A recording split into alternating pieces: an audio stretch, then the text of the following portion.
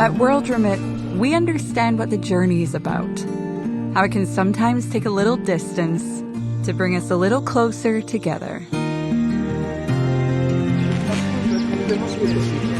With ways to save more when you send more, World Remit is here for you, so you can be there for them.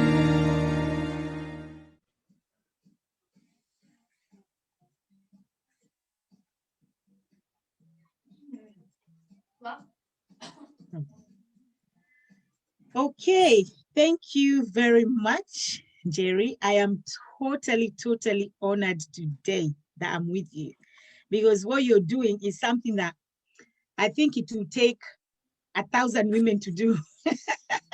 You know, and I was talking to you the other day, Unaniambia, the people that are behind the scene, I could not believe it. Because me, I was even thinking it's 100 women, or I don't know how many women. So I was really shocked when you told me how many people are behind the scene. So wow. But because it's Christmas, New Year, New Year's, I just want to share a little clip. I hope nita manage to share because about squeeze all this technology. Hey, Nisha fighting a technology for so long, so I don't even know. So I'm going to try and share something so that we can hear it first.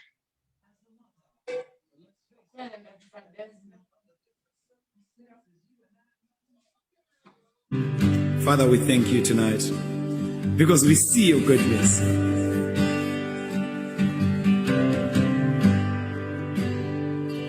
I love you, Lord, for your mercy never failed me. All my days have been held in your hand. From the moment that I wake up, can you hear the song? Until I lay my head, I will sing of the goodness of God. All my life you have been faithful. All my life you have been so good. With every breath that I am able, I will sing of the goodness of God. I love you, voice, for you gave me through the fire. In the darkest night, you are close like no other. I know you as a father, I know you as a friend. I have lived in the goodness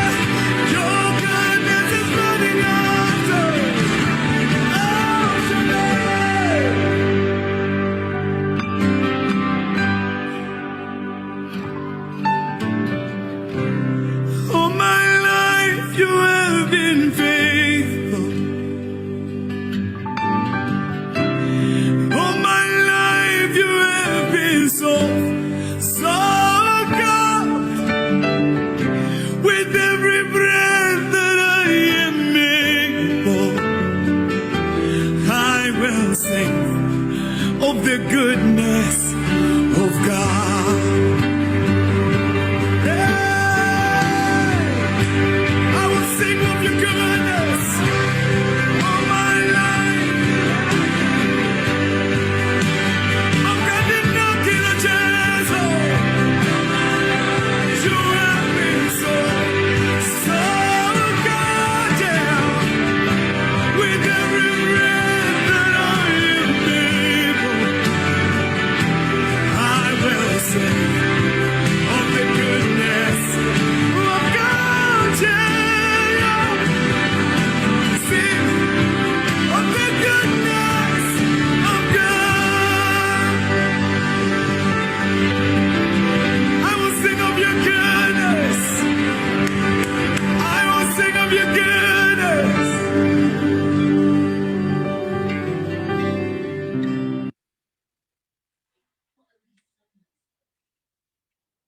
Wow, I actually had to play that song first.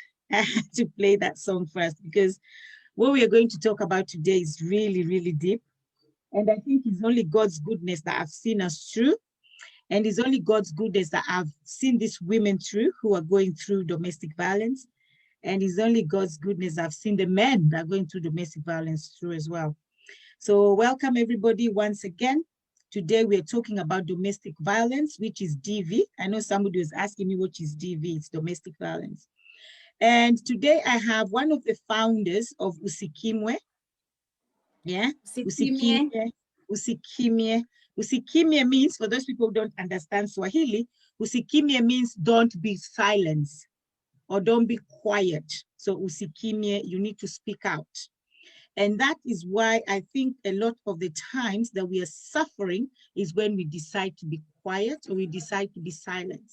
Or when somebody tells us, shut up, and we actually listen to that little voice of don't say, it's just a little voice, a voice that actually does not really matter in our lives, but we always tend to listen to that voice. So that is what Usikimwe, don't be quiet means. So today I have with me a lady called Jerry, and Jerry is actually one of the founders for Usikimwe. So I'm just going to ask Jerry to introduce herself and also tell us what she does and who she is. So Jerry, please take over. My name is Njeri Wamigwe. Njeri Migwe. Migwe is my dad. I'm the co-founder together with Stella Kachina.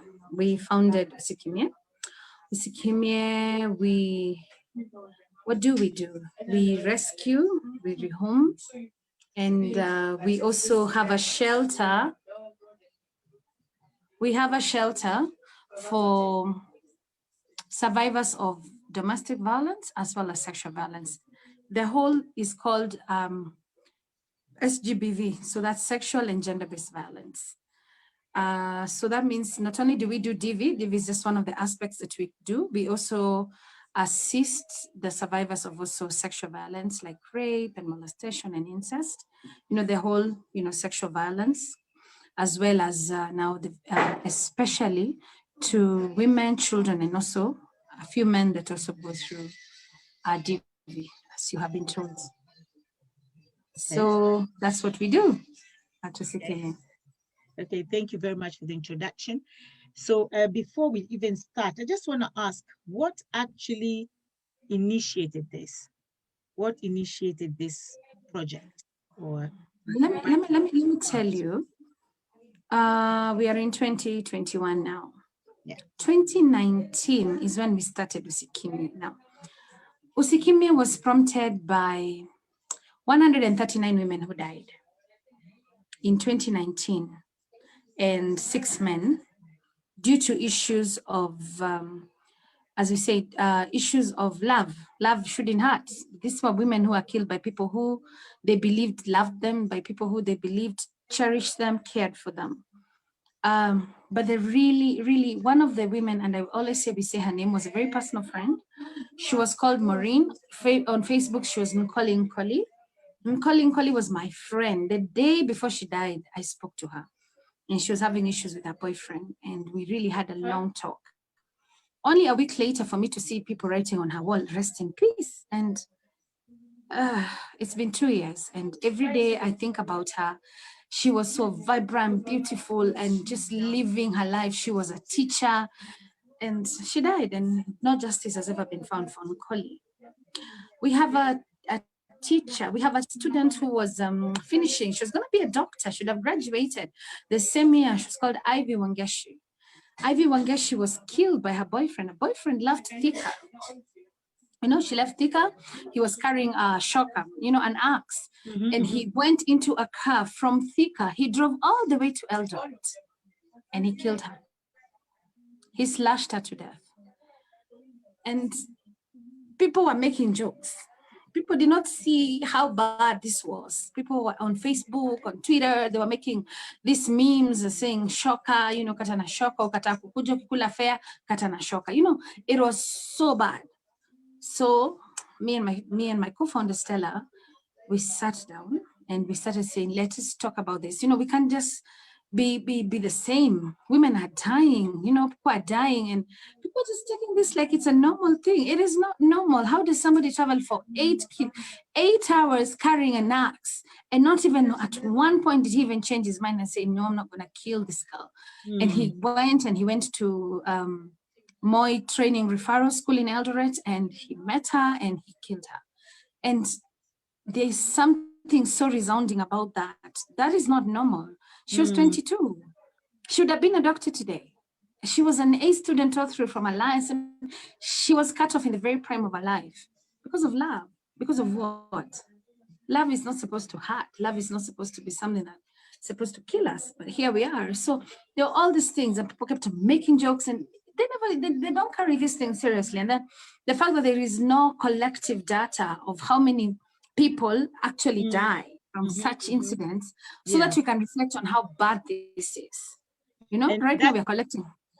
Yeah, and actually that's what I wanted to ask you, because I know you spoke about 2019 being 139 women died of DV, and also 6 men. And actually, I was actually checking the statistics, and it says 85% of women actually are in domestic violence, and only 20% of men. And when you talk about 139 women, these are women that were actually reported, like you said, data, collecting the data. So there's probably so many women, or probably some few men as well on the process, that died and they were not recorded. And actually, when you're talking as well, you talk about the lady that got killed. Yeah, I did read about that, and I heard about that, and the jokes that people are making. And I think people they've not grasped the seriousness of DV. They only see, oh, Alikula Fair. You cannot compare somebody Alikula Fair with someone's life. So tell us, you've told us what initiated the project is because one of your friends died as well. But I also want to ask you this question. It's going to be personal. If you don't want to actually answer this, you can just say pass. I just wanted to ask, have you as well be involved, or have you been in any domestic violence situation? You know, some of the things that lead into being very passionate about issues like this sometimes means and reflects that you actually was at one point. When, you know, a survivor, yes, I was a survivor. I was young. I was very young. I had no business being with this person. He had no business being with me. He was also pretty young. And yeah, you know, we met. As I said, we were both very young, very unprepared for being married. And obviously, when both of you are not ready for marriage, and you don't have a reasonable way of reconciling, then of course violence is going to be meted. And yes, I was a victim of violence. I'm saying it like that because I think I've seen so much violence that when I look back now, I don't, as I said, my cats are probably going to join this Zoom. So oh yeah, that's fine. The cats are welcomed. Yeah. Okay. I'm just trying to shoot them away, Wapi. The thing is, Okay, Who are those are they? the cats. They also want to join in the conversation. Yes. They're not welcomed today. So yeah, so I know you're saying about young. You were young. Yeah, we were young. I was pretty young. I got my Yeah. first son when I was a teenager. Really, I am a teenage statistic. I am a Aries. Sorry. Yeah. Unfortunately, I am a teenage pregnancy statistic. But I did go back to school and I did finish school. I was pretty young, 16, and I did finish school. I got my son. I did finish school. He's in campus as we talk. Mhm. And why in the name of God do you want to come here? And he's in school. He's in campus right now. And yeah, and I'm really proud of him. And the fact that my parents still took me to school. I have so many kids, teenagers, whose parents right now, when kids are going back to school after Corona, because kids are going back to school. Yesterday, we took a girl to Chaka in Nyeri. Her father actually is the one who took her to the police station and reported and said she's a truant because she's gone and you know, gotten with another boy her age and she's gotten pregnant. So he brought her to the police and got her arrested. Because she's pregnant. Yeah. So is getting pregnant. So she was in jail for 4 days. Is that, you know, of course. Wait. So you say that the dad took this lady to the police station and she got arrested. So is getting pregnant in Kenya is it a crime? No, it's not getting pregnant in Kenya that is a crime. But the father, the way he presented it, he didn't say that it is because she's pregnant. It was us now to find out. The police, when they found her, they realized, oh, Baba mekasirika, because he beat the girl ran away from home. So he went and got her and went and said she's been in truancy. You know, truancy is a crime, right? Yeah. So she was in jail for like 4 days. Then when now she was being interrogated, the gender officer was called, and when the gender officer found out she was pregnant, she had run away from home because they had really, really beaten her. So we had to go and look for a place for her so that she could, give birth in peace and continue with her schooling. So we have a school that my friend, she's called Liz, has set up. And that's why I took her so that she can go on with her schooling. She's in Form 2, she's 15. At the age of 15. So, yes. Okay. So being thrown out of the house when you're pregnant, Kenya is one of the aspects of DV. Yeah, there's a lot of girls because when I was on your page and I was reading, guys, you can actually go on the page. It's just called Usikimwe, and there's a lot of stories. And I was reading your stories, and I'm actually impressed that the fact that you're only 1 year old. And when I was looking at your page and I saw a cake that said 1 year, I was like, really 1 year? So I was thinking, only 1 year, and you've done so much. You've done so much. I know sometimes you feel disappointed that you did not help this person or you did not help this person, but even the Bible says you can leave the 99 and help one. So the fact that you've helped one person means a lot, because that one person will go and help someone else and the circle will just go round and one person will be helping the other. So I don't think at any time you should feel, oh, this person probably died, or this person ended in the hospital. I could have done better. I could have done this. At the end of the day, we speak about DV. If you're in DV right now and you're listening, it's time for you to take action. Yeah. So I'm going to ask you something that I know I always start from reverse.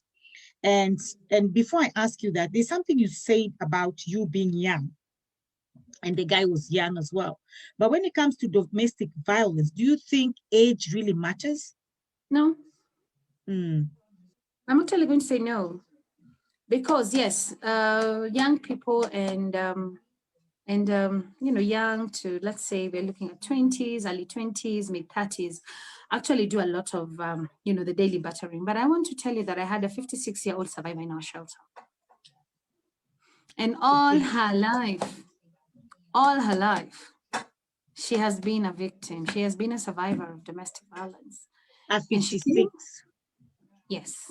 She was a grandmother, a mother, and, successful in what she does. She stayed with us for 2 weeks. And then one day she told me, my daughter, I'm going back. And I was like, what? I was like, Mom, we spoke and we agreed and we arranged and we, we've done all these things. And she told me I'm too old not to be in my home. And she left. So she went back to the same man that was beating her. Have you spoken to her since then? We speak. And I'm like, my shelter is open for you, Mom. She's like, my mom. I'm like, my shelter is open for you. Come back anytime. And she's like, Jerry, you don't understand. I am in the church. I have societal obligations, and they're not people of small means. And I was telling her, you go to your child is in Sweden, just up and leave and just leave the man and go. And she's like, people won't understand. And so societal expectations that surround marriage and surround the things that you are required to do. So most people opt not to leave. So as much as we have success stories, we also have a lot of stories that didn't end up well. We also have a death. You remember when you called me and yes, I was in mourning. I remember that. So something that I also want to ask is, when it comes to I know there's questions that people are asking on Facebook. And first, I want to say thank you so much, everybody who have just logged on Facebook. Thank you for watching. Thank you for participating. Thank you for sharing. Thank you for liking. And like I always say, please share. I know some people have shared already. I've seen some sharing there. And so that other people can also have the benefit of what you're having. So don't be selfish. Share and like, and also comment. I really appreciate your comments. Either it's your suggestions, either it's your idea, or it's a question as well. So we're here for all that, and we learn from each other as well. Like we always say, we learn from each other, we support each other, and we help each other grow. So please share, like, comment, or give a suggestion. And I know there's some questions there, and I'll read them a little bit later. But first, I wanted to ask, when it comes to domestic violence, who has the most power? Is it the abuser or the abused? Let me tell you. You see, when you look at domestic violence like that, you have the power to live.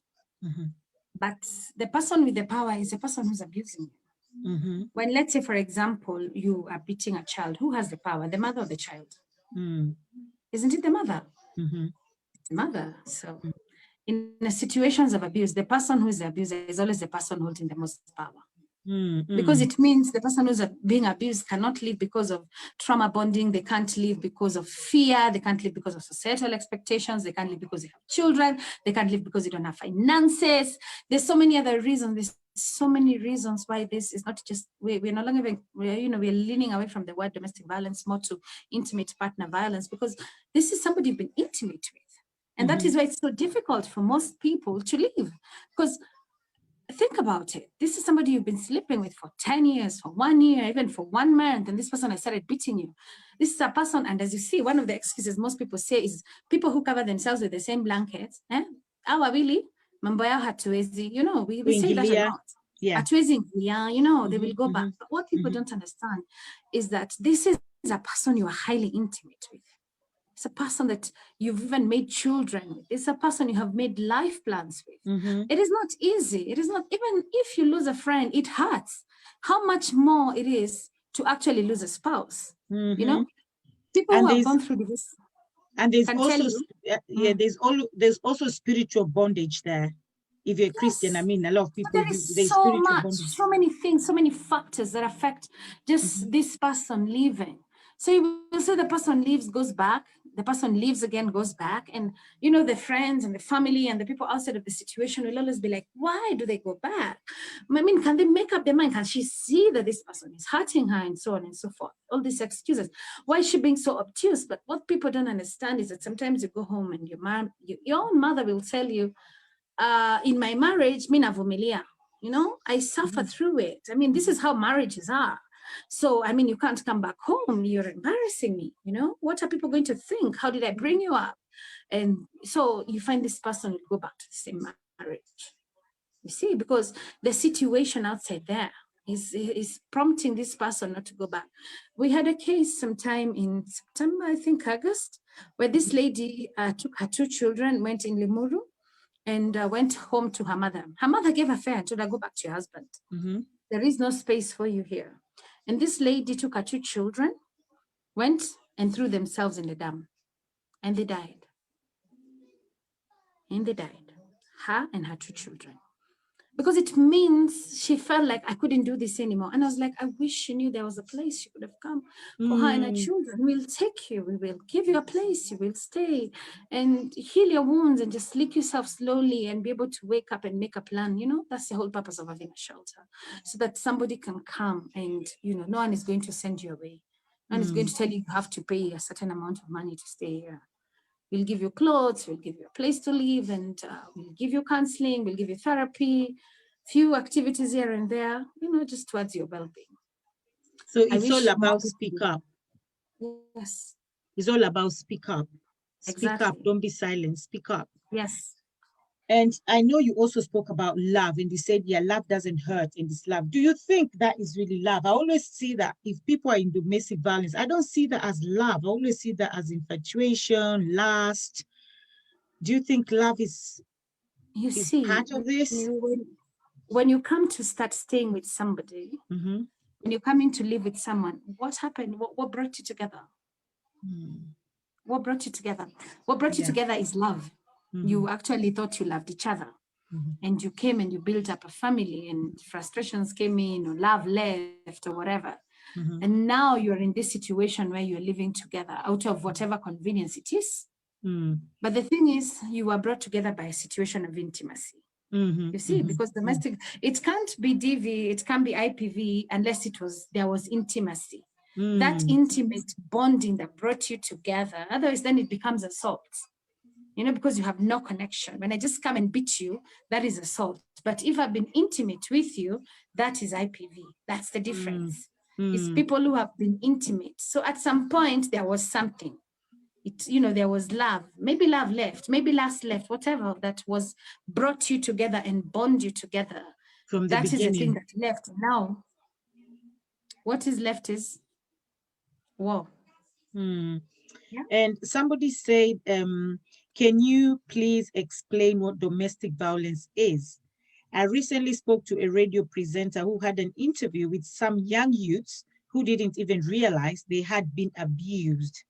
This is with boys. So someone is asking, can you explain what domestic violence is?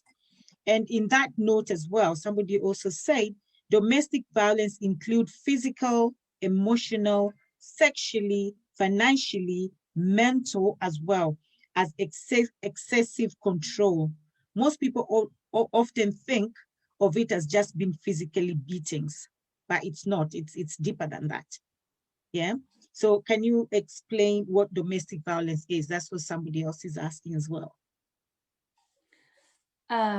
Domestic violence, as you know, is violence against people who have been intimate with each other. What is violence? I love the other person who actually took time to explain. Yeah. One of the aspects of DV is a physical aspect, where there is assault, where somebody beats you, somebody assaults you, somebody does any manner of, physical harm to your being, to your body. So that's one of the aspects of DV. The other aspects of DV is emotional violence. See? Emotional violence, where this person abuses you, insults you, calls you all manner of names, and, it's just abusive to you, but with the mouth. Nothing else, just, that. And then there is the aspect of emotional manipulation.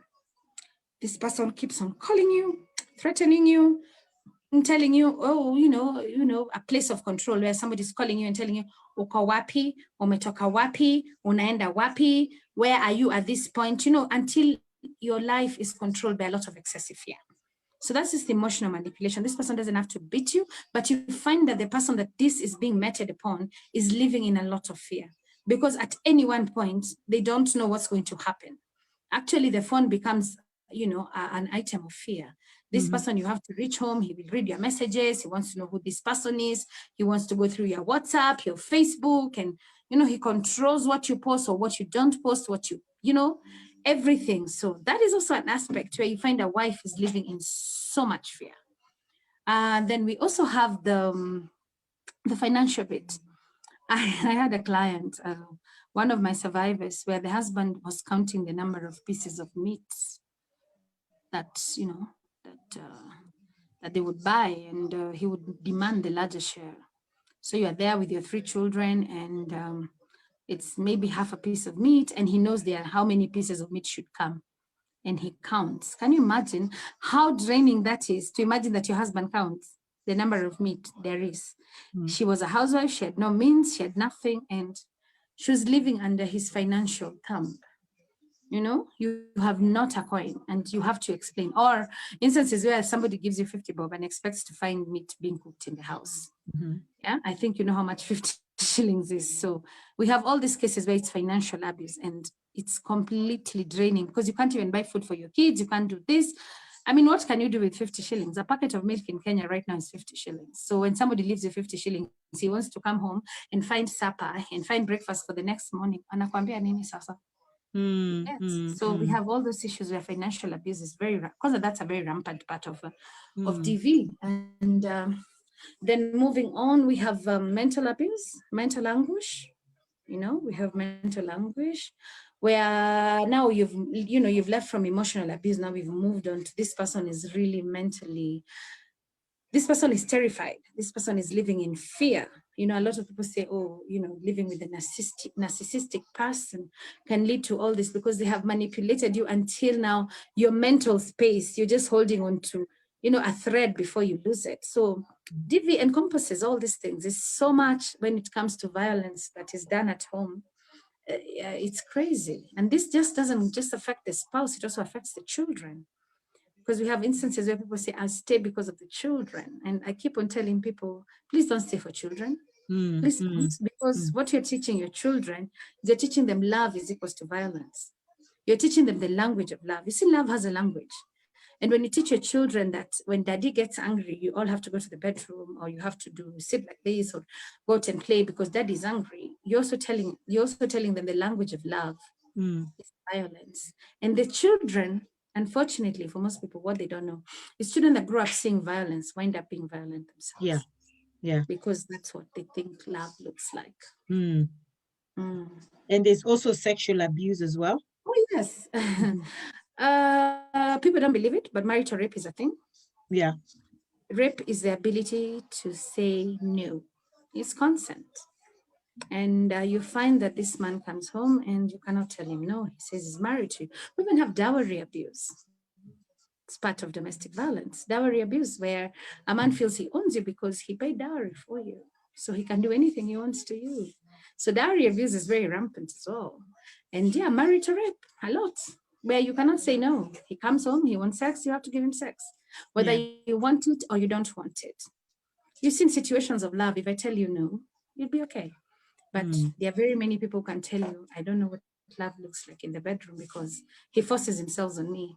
I don't want it. Even find people who have been forced to have, you know, all sorts of sex that they didn't consent to, you know. Could be derogatory, you know, even speaking derogatory language to someone, that is also abuse. Yeah. Unaingia kwa nyumba and you start telling somebody, mbwa hii, nipatie chakula, you know, and so many other things. And all that you find in situations where people live together. But you can't live because this is it. Yeah. We say vows to each other. And talking about domestic violence, I know it's more, we always tend to look at either women or men, because we do have a lot of men as well in domestic. It's just that some men don't even speak up anyway. And as much as we also have women who don't speak up.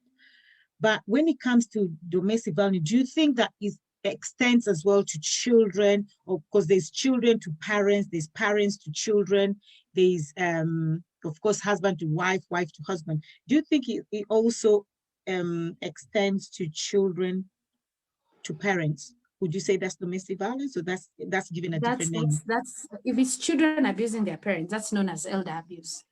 Okay. Elder abuse. That's known as elder abuse. Okay. Even children, what happens is that they're the collateral damage of your domestic violence. You two people that are supposed to love each other, how your children are affected by this issue is they become the collateral damage. Yeah, they become the collateral damage. So Mm. actually what you're doing is you're extending the abuse to your children. So you are damaging the very children that you made. Yeah. And that's why I always say that a lot of parents, a lot of women, actually, now this is more of women, they always say, oh, I'm just staying because of my children. I'm staying because of my children. But I think we should actually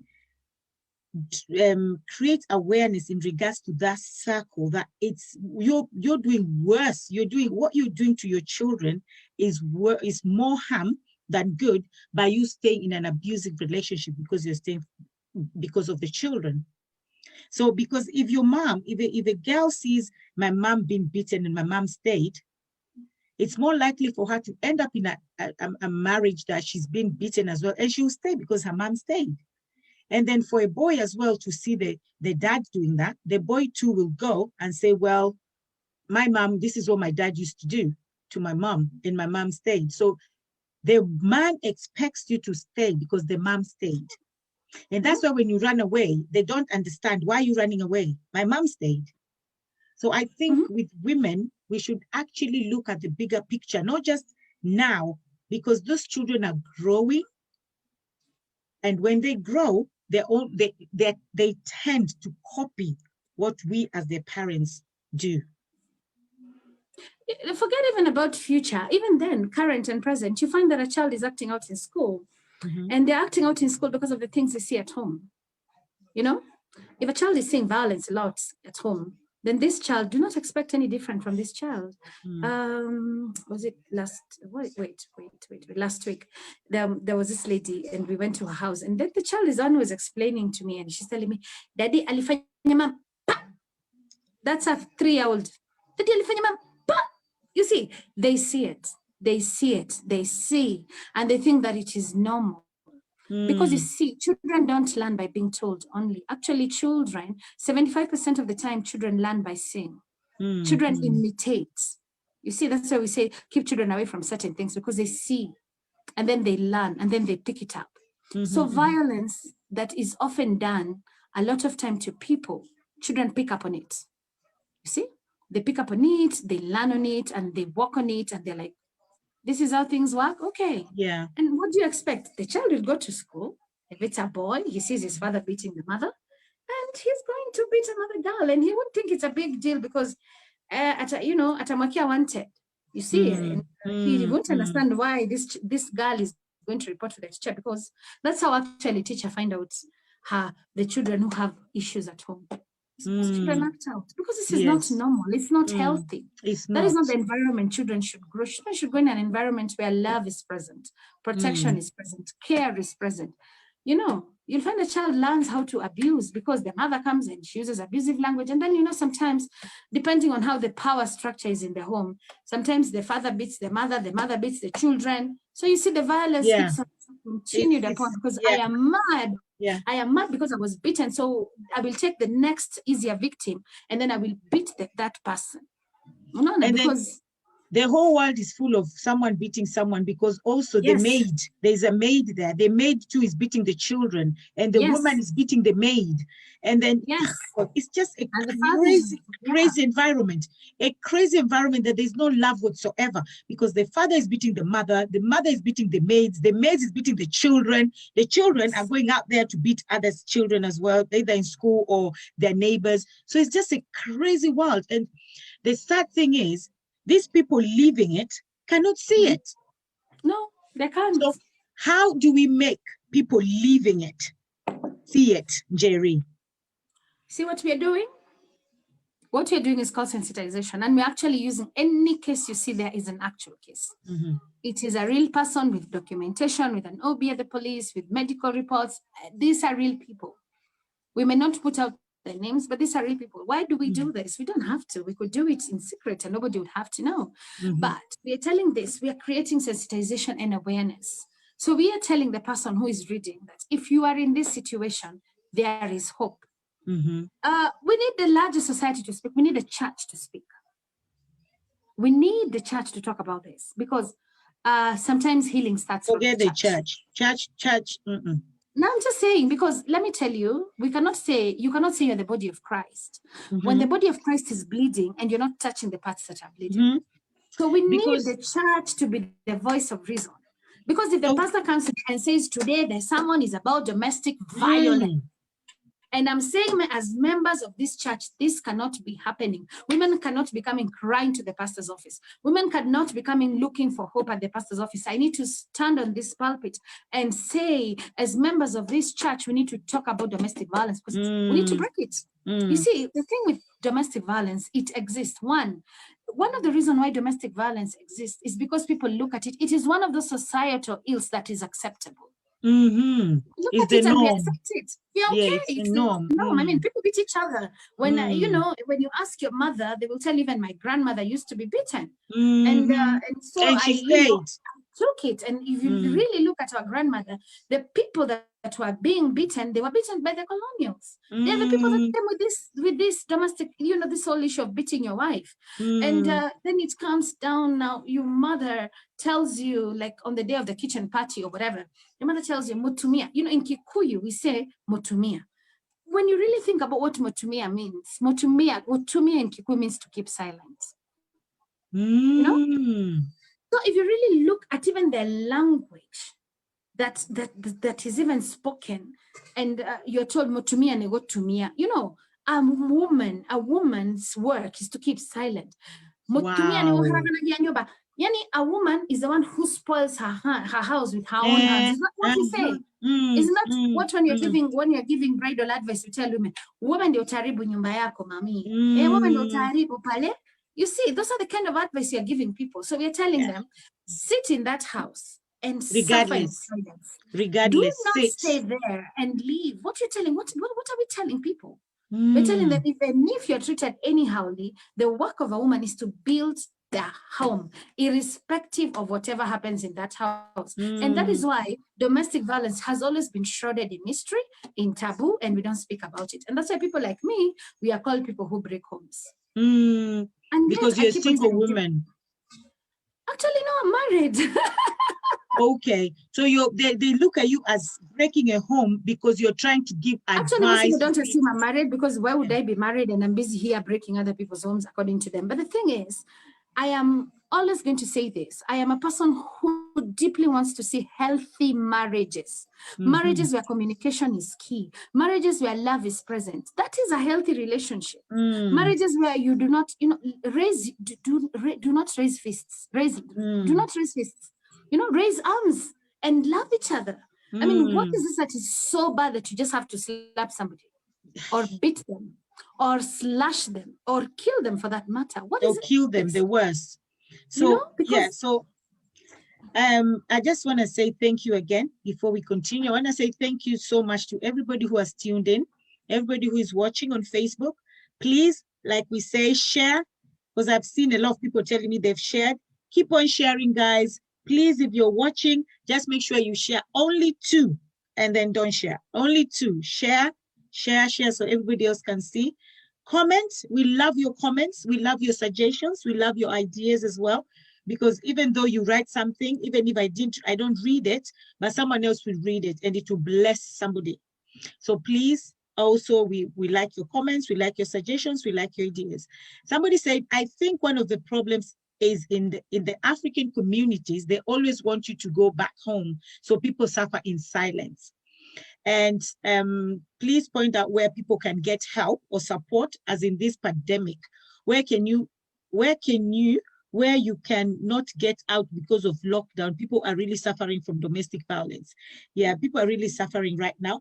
But because you are actually based in Kenya, so I'll just let you answer that.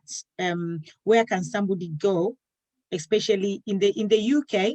In the UK, we have so many professional helps. So if you just Google it in the UK, now I'm talking about UK, if you Google it, there are so many centers that offers help in the UK, so many. Please do not suffer in silence. I beg you, do not, because the next thing you see is you die. And I'm telling you, those children that you think you're staying because of the children, once you're dead, who will look after your children?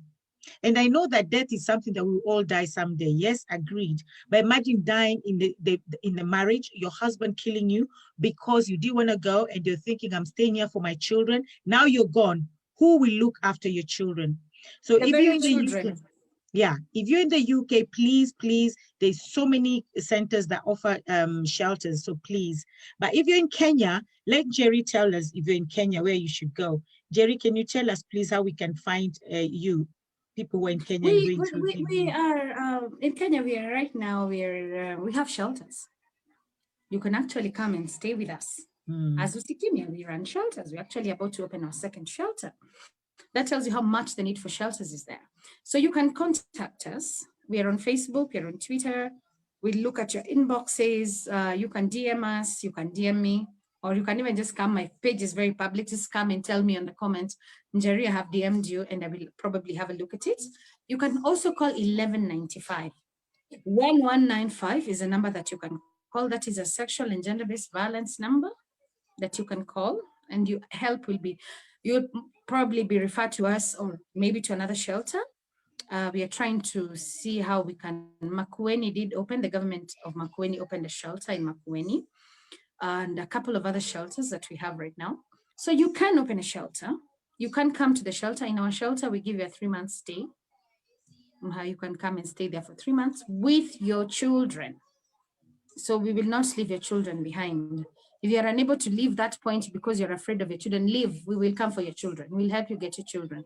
But leave. First, secure yourself. You know, there's a thing that they do in the planes, when you're in the plane, and they tell you when the masks drop down, what do they tell you? First, put on your mask. Not your child. First, put on your mask. So in cases of domestic violence, when the masks drop down, run. We will come for your children. We will help you get your children. First, put on your mask, and then we put on the mask of the children. You know, sometimes you've been kicked out, you've been thrown out at night by yourself, and you're like, oh my God, I can't leave because of my children. Leave.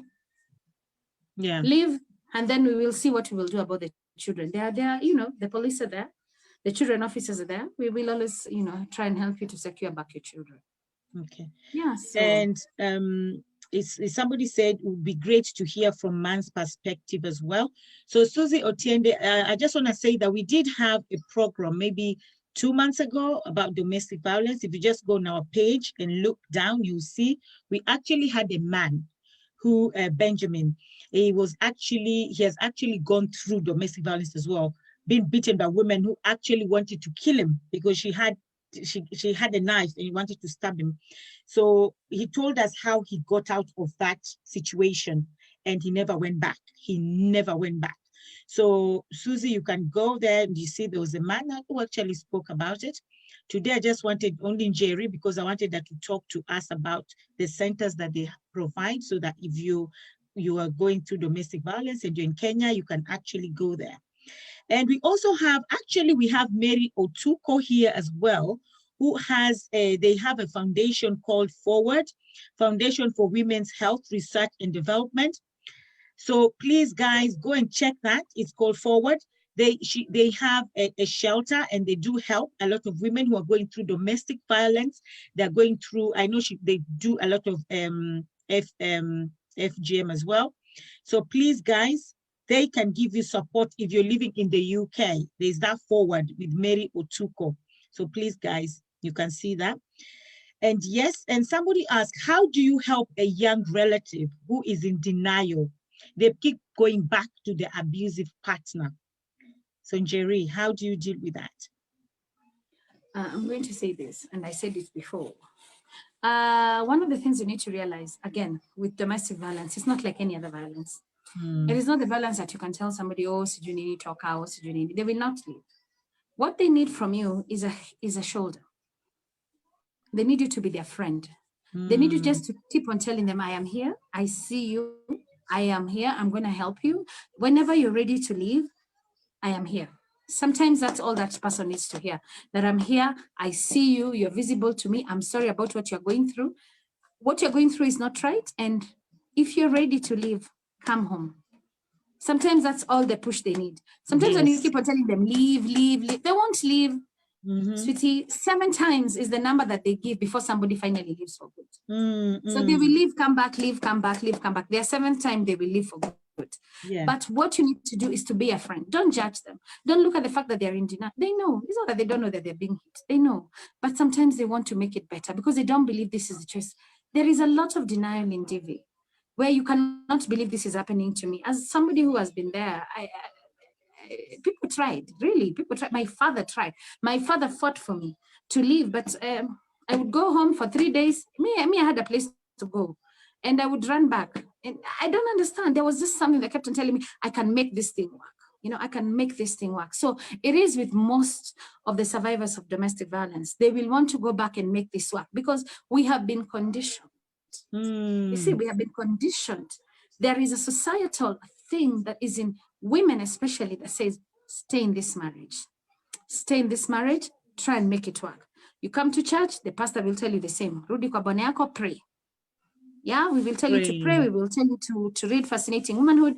We will tell you to watch War Room.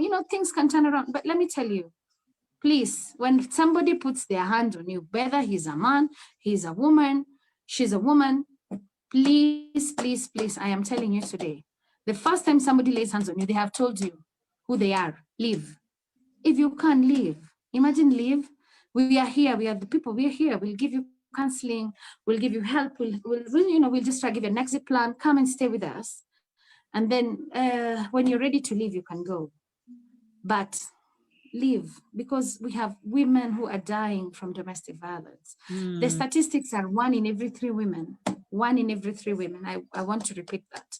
1 in every 3 women in this country, Kenya, is going to encounter a form of SGBV in their lifetime. In their lifetime.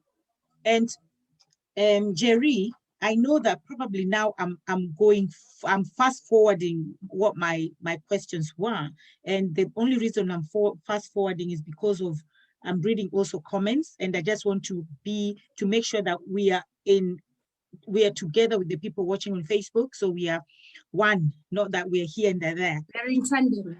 Yeah, we are together. And one of the things that I actually wrote down was the fact that we have a church, we have the society, we have the community, and we have the family. Now, I know that sometimes when we see all these things that are happening in church right now, especially with all these fake pastors, and sometimes I just want to say statistically, 99% of them are fake, because the things that are happening right now, but it's not. It's just me, because I'm like, seriously, every video you see, a pastor is doing this, and you're thinking, seriously, how do these people? And I think it's because sometimes people are so vulnerable that they just want to hear that small reasoning voice. And for them, the pastor is the one they think that will give them a voice of reasoning. So if you're going to a church and the church says, no divorce, stay with your husband, blah, blah, blah. I actually personally left one church because of that same reason.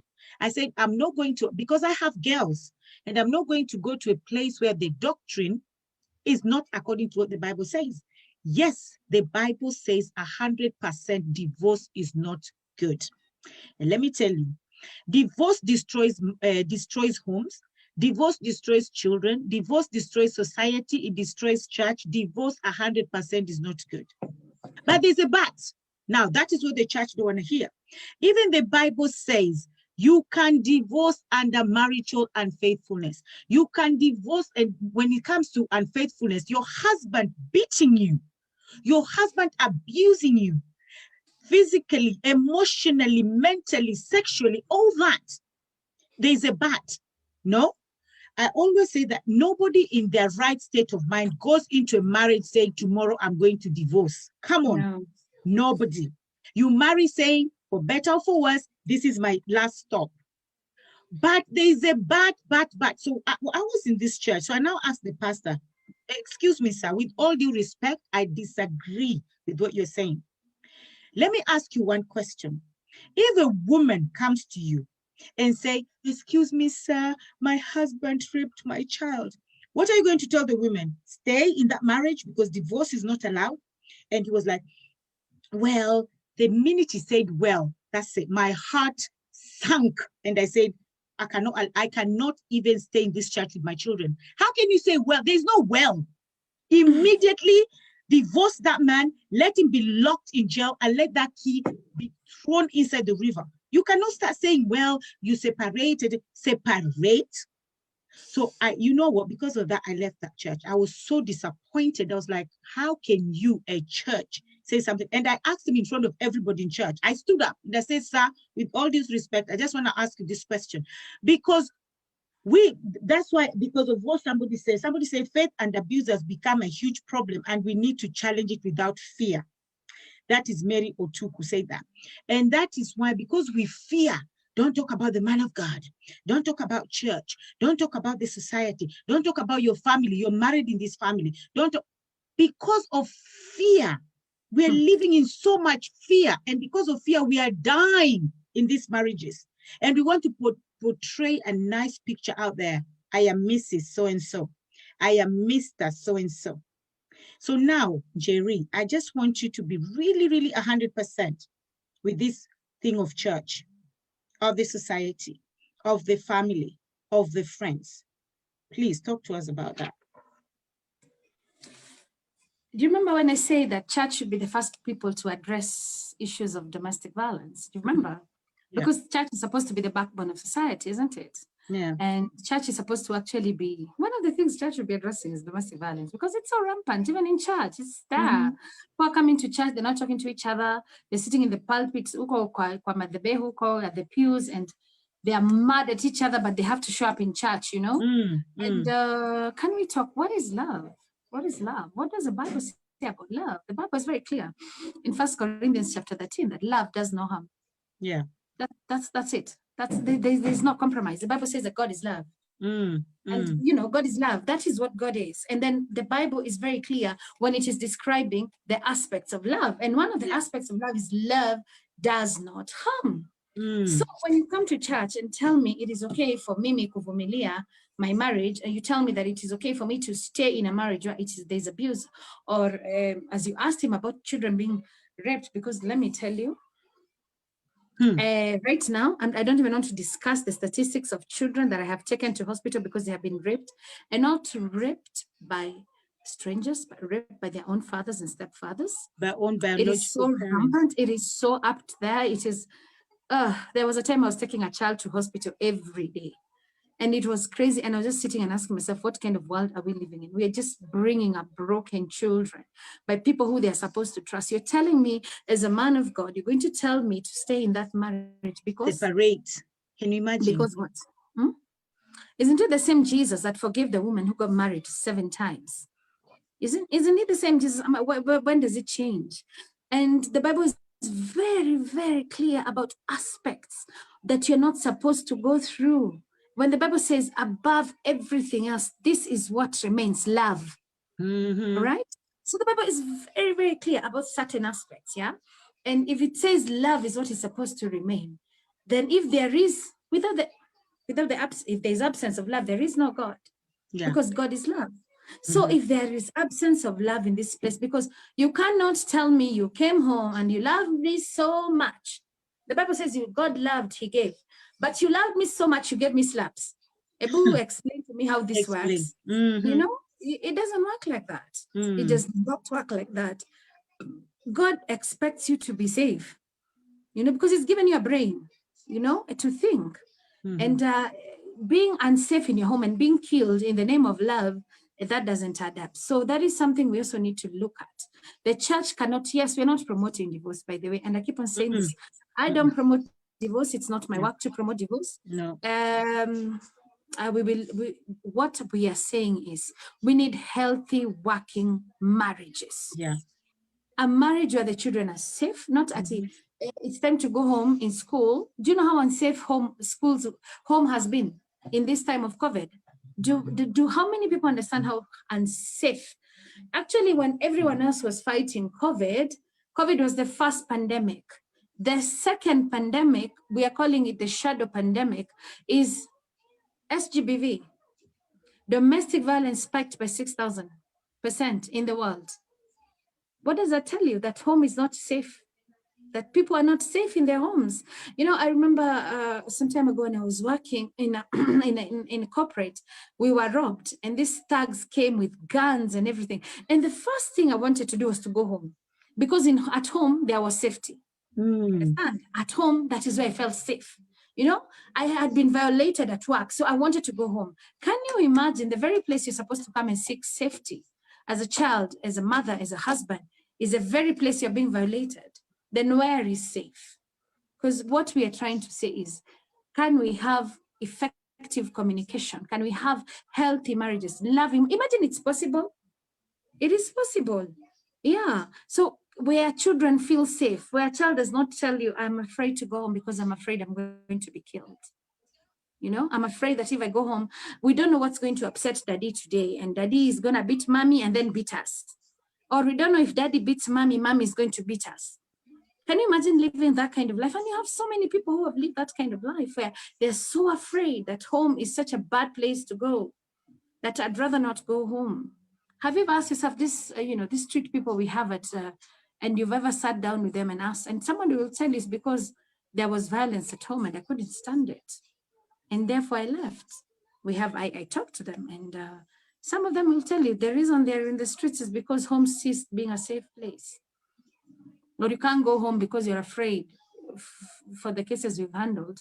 And the child, I have to just hold the child and tell them, you don't have to come back here again.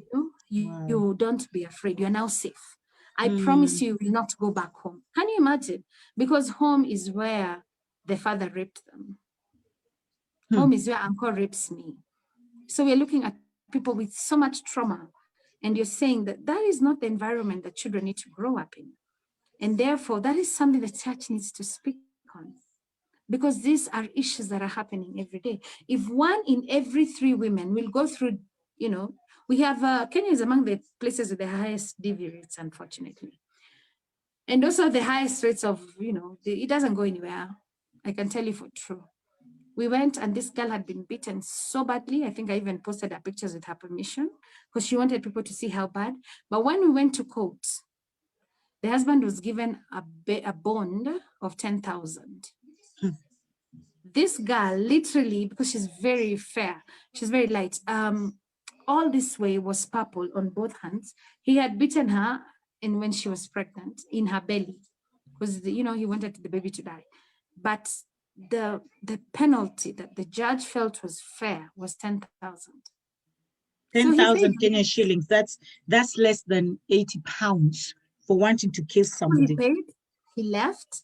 The same day he came to her house and beat her. Because I told you there's no way you can take me.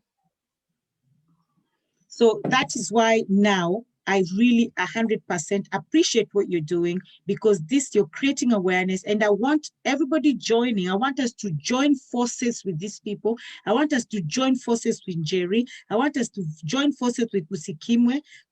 I want us to join forces and fight, because it's not just about the man anymore or the woman anymore. It's also the out there, the government. They don't, and I'm actually coming to that.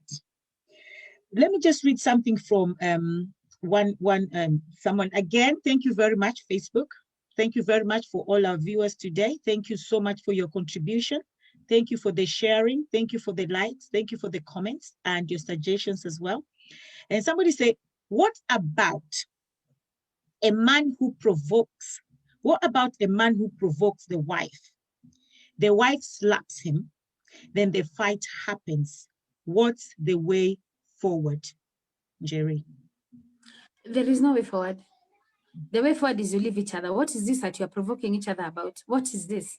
If you cannot live together in harmony, why are you living together? You've decided to make each other punching bags. No, leave. What is this provocation all about that now it can only be solved by blows? What is this that you're provoking her so she can hit you, so that you can beat her? I mean, does not even sound normal. That is so unhealthy. That I know if I go home, I provoke my wife, and then she's gonna get angry, then she's gonna, maybe slap me with a mwiko or whatever it is that women use when they're beating people. And then now I'm going to now beat her properly. Did you see that cycle? Then I even know I can provoke you. Why are we living together? What's the point? you know, I don't understand the point of why people are living together and the only thing you can think is, let me go home, provoke a bitter. It doesn't make sense. Leave. Come on. And Can we normalize living? Yeah. And I think, Jerry, actually that question sums up a lot. That question comes back to the beginning of violence. She provoked me. He provoked me. That is the beginning of violence. How can you say somebody provoked you for you to slap them, or for you to push them, or for you to call them really bad names, emotionally abuse them because they provoked you? What is that provoke? What is that? Do you understand? So I think we should have what? Wow. Normalize walking away from bad marriages. It is normal. Walk away. Before we get to the place where now we are now provoking each other. You know, we're looking who is going to come and provoke each other so we can start. Like, when did your marriage become a fighting ring? When did it become, you know, a boxing ring? When? And why? And why? Why are you staying in a place where you're unsafe? Why? And why? It's like we see the statistics of dead women and we don't really understand that we can also be the next statistic. The statistics of people who are dead.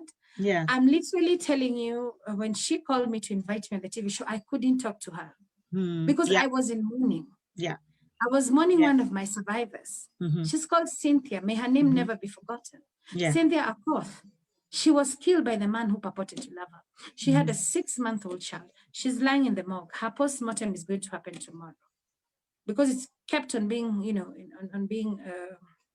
because of the holidays and everything, it kept on being brought forward. But I went to the mortuary, me and Jerry, who does not see dead people. I went to the mortuary and she called me on the day that I had just come from the mortuary and I was so sick. I remember just lying on the carpet and crying because I couldn't believe that this girl, she was 21 years old. Actually, her mother says she's 19, her husband says she's 21. Lay dead because she couldn't live. I kept talking to Cynthia and her death hurts me on a very visceral level because this is a girl I knew. I kept talking to her. I promised and we kept agreeing and she kept on being evasive. She didn't believe it. I kept on telling her, we can bring you out. Just come. Don't even carry anything. You know, we'll give you clothes, we'll give you a place to shelter, we'll give you everything that you need. And Cynthia died. And she's dead. She's not yet buried. And her death hurts very, very deeply because this is a death that could have been avoided. And so probably she's dead today because she provoked the husband. Yes. So she's dead today for provoking the husband and the husband reacting, beating her. And I remember that day when I called you and I actually encouraged you and said, I've seen your I've seen you on Facebook. I've seen the work you guys do. So don't beat up yourself because of this lady. Don't beat up yourself. You spoke to her, you've helped so many people, and you were really, really down because of Cynthia. And may her soul rest in perfect peace, and may her death not be in vain.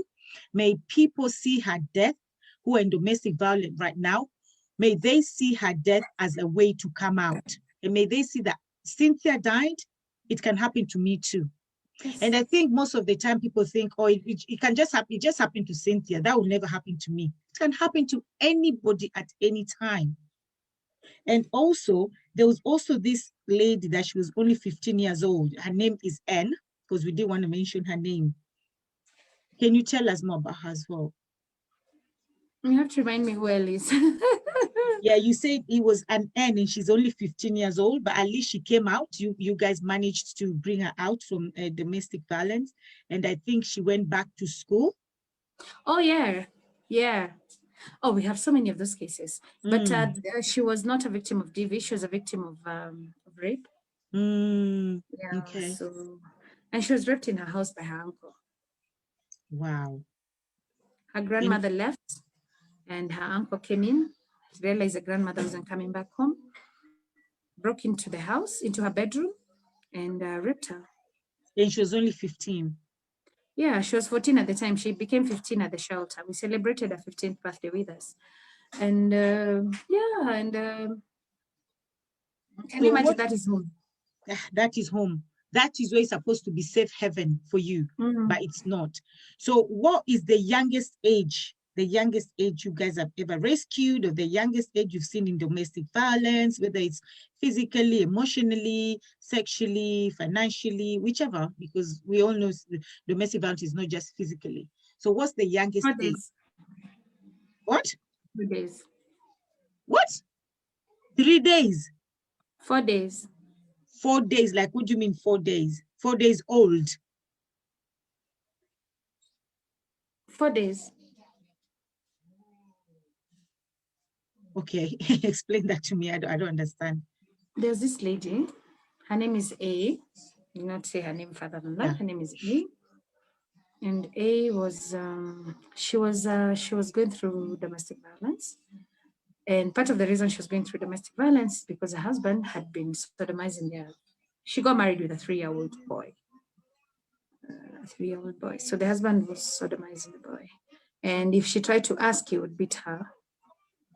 And then when she gave birth and she had to go, because the baby came earlier, she had to go and buy clothes for the baby. And she found the baby crying like really loudly.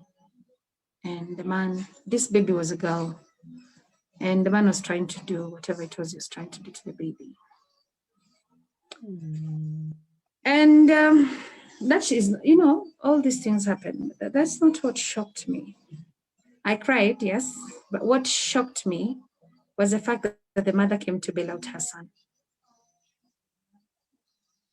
So today I'm going to talk to mothers of sons. Oh, it was on TV. It was everywhere. It is in our page as well. So these are things that happen.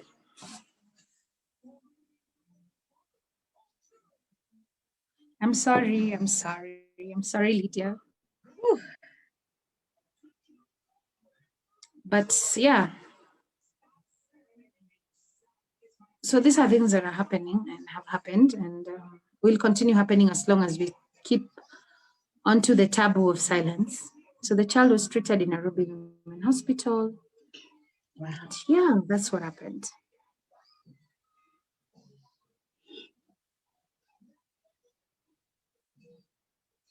I'm sorry.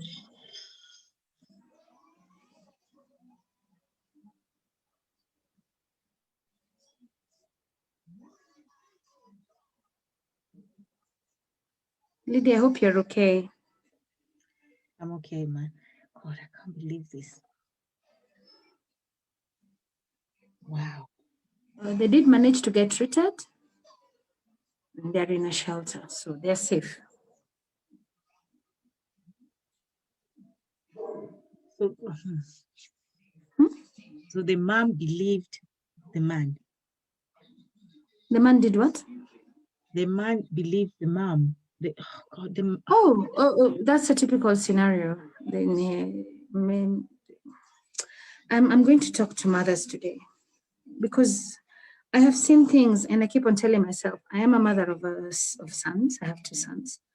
That I hope there is never a time when my daughter-in-law comes to me or my children's girlfriends come to me and tell me that your son hit me or your son did this to me, and I don't believe them and I sit there and I actually blame them for what happened, because I have seen it over and over again. Where mothers say, no, my child cannot do this. Yes, you can even see this girl has black eyes. You can see these children have been done whatever was done to them. And they raised the money to do the bond. And I've seen it over and over. No one protects children. This is what I'm telling women. There comes a time, just take your children and go. I'm not saying this to discriminate men. I was raised by a fantastic man. And I am also telling women that I don't know how to explain this to you. I've seen so many cases where they go to their mother-in-laws and the mother-in-law protect their sons. Which means we, even as women, we don't protect our own. These grandchildren that you discard, that you disregard, so that you can protect your children is the reason why DV is so rampant. Because we also play a part in protecting our children. At least even if you don't believe your daughter-in-law, at least believe your grandchildren. If nobody loves our children, then we're going to have a society of broken children. And therefore, we're going to have a society of brokenness. If we are saying children are the future, and the future is already broken because they inherently trusted the wrong people, then where are we heading? So that is something we see all the time, even in court. The amount of support that we find in court is crazy. And I'm not talking the amount of support we get from the side of the victim, I mean the side of the survivor. I'm talking about the amount of support we get from the side of the accused. We've seen buses coming. This was another case where a father raped his 9-year-old, and a bus full of people came all the way from Vihiga and was outside Makadara Court. And I couldn't believe it. That was the first time I'd ever seen that. You know, I was just very new when I was starting out. And I was like, wow, wait, what? How? If I was told my brother raped somebody, that's the last time my brother would ever see me. I'm sorry. Because rape is such a traumatic event that you find adults who are raped in their childhood still dealing with it, still unable to reconcile themselves, still unable to enjoy sex, still unable to do so many things because the trauma of rape never leaves you the same. And now you can imagine the trauma of being raped by your own parents. And then your own people on the side of your father coming to court to represent, you know, you see your aunts, your uncles, everybody in court coming there to support their own, not you, their own. And that's a typical scenario. As I said, they managed to raise the bond because you see, the younger the child, the bigger the bond. So they were there, they were in full support. Wow, that is so bad. That is just so bad. That is just so bad. Wow. And wow, okay. Someone is asking, are the shelters national shelters or just in Nairobi? So do you have shelters everywhere or just in Nairobi? Someone is asking. I would want to tell you that we have shelters everywhere. We don't have national shelters because at the moment shelters are individually owned. Yeah, we don't have a government shelter. So no, they're not everywhere. We have some in Nairobi. I'm not even in Nairobi myself. The second shelter we are opening is going to be in Nairobi. The other shelter is not in Nairobi, but it's in the outskirts of Nairobi. And yeah, they're not everywhere. There's so many places that need shelters. We don't have enough shelters in Kenya. I'm hoping that as we grow, we'll have 47 shelters in every county. One for every county. Yeah. At least one for every county. This one for every county. I want people to be able to feel safe. And I also want to say here for the person who was asking, what about the men, the view from men? I have 7 men who we are taking care of. They're not in a shelter per se, but like I have friends who, you know, they've given me an excuse somewhere, so we are taking care of these men in different capacities. Men who have also been victims of DV, SGPV as well, men who have also been raped. And yeah, so that they can get to pick up their pieces as well. So we do that. Yeah. Whoa. This we started as a place of safety. Sorry. As a place of safety for what do you call, for women, because as we said, 1 in 3 women, 1 in 25 men. And for men, unfortunately, it could be either another man during new harm or women, yeah, or women. So for men, it's majorly men are the main perpetrators. So either men to the children to the women, yeah. But we do rescues for men as well. Okay. Someone just gave an estimate as well. Someone say an estimate of up to 1.6 million women in England and Wales experience domestic violence in 2020, and 2 women a week are killed by former or current partner in England. So guys, if you see statistics like that, what makes you think that yours will be different? What makes you think that, oh, my life will be different? I will not be affected. It won't be me. If it happened to your next door neighbor, it can happen to you. If it happens to number A, it can happen to number B. So stop taking chance and saying mine will be different. It will not be different. it will not be different. Think of your children, think of your life. In fact, before you even think of your children, think of yourself first. Like Jerry said, the scenario of the aeroplane, they always say, put the mask on first before you can help someone else. So guys, think of yourself. And I know Jerry, I remember Jerry, when I was talking to you, I asked you if you normally have counseling yourself, but somebody have also said here that actually, Jerry, you need to have counseling yourself as well. And I remember I was asking you, do you receive counseling yourself? And somebody also suggested that you should receive that as well. And I also asked you about the government. I said, how do you sustain? What do you have in place for sustainability? How do you sustain this shelter? And somebody have also asked that question as well. He said, how is the shelter funded to enable you help the victims? And I think I did ask you that question as well. How do you sustain that?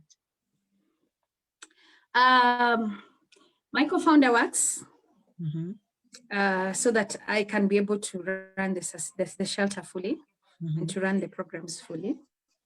Not that that is enough. That at least gives me a bit of sustenance, you know, in terms of my own survival. Mm-hmm. We raise money for the shelter. We crowdfund. So we ask friends. Actually, my friends are so tired of me asking them for money. I raise funds through my Facebook page. I raise funds through Sikinya. We have a PayPal. Now we have an account number where you can send your Mm-hmm. Okay. funds. I think But no, we are not funded by anyone. We are. It's and the friends government, and the government don't even help. Have you approached the government before? You have to ask. Maybe one day they will help us. Let's just put it that way so that I'm not nisikatwe masikio. No, I mean, no. Yeah, I know when it comes to that, I know. Sometimes So we don't even know. just to read some of the comments. Yeah, it's true. But I think what you're doing is, I don't even know, it doesn't have a name to it. You know, the other day my children were telling me, and this is just a 14-year-old, she said, Mommy, if a husband or a wife loses, if a husband loses a wife or wife loses a husband, they are called widows. If a child loses the parents, they are called orphans. But if parents lose a child, there's no name to it. It's so painful that there's no name. And what you're doing as well is so brilliant that there's no name. I don't have a name to attach to it. Somebody told me ni kazi ya Mungu. Kazi ya Mungu, 100%. Kazi ya Mungu, if you're not Kenyan, it means God's work. Yeah, it's 100%. So just to read something, somebody said, society expectations keep people in abusive relationship and blindly follow and believe fools. Blindly follow and believe fools, 100%. Because sometimes, and I think that statement, blindly and believe fools, I think that statement is sometimes when you see people out with all their makeup and the way they're dressed and everything, and then they have this, you look at them and the way they talk and they perceive their relationship as, wow, 100%. But when they're behind closed doors, they're going through so much that they just wish they can leave the marriage, but they can't because of what will so-and-so say, what will so-and-so think. So that is blindly following fools, because someone will say, oh, my husband did this to me, oh, my husband. And then you're just blindly following them and you're suffering blindly. So, and the society is just, and don't live your life for society, church, or anyone else or institution. Last week, I read an article online of a beautiful young Black woman who killed herself because her father, who is a pastor, has been raping her since she was a little girl. It broke my heart.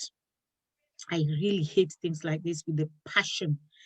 So, so that is some of the pastors, but as well, the thing I always say is, before you're a pastor, you're a human being. Yeah. So we are dealing with human beings here, useless human beings, totally useless.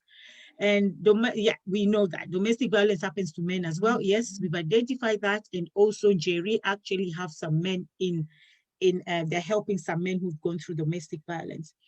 And then domestic violence is not only physical, it all starts in the mind. Yes, we spoke about that as well.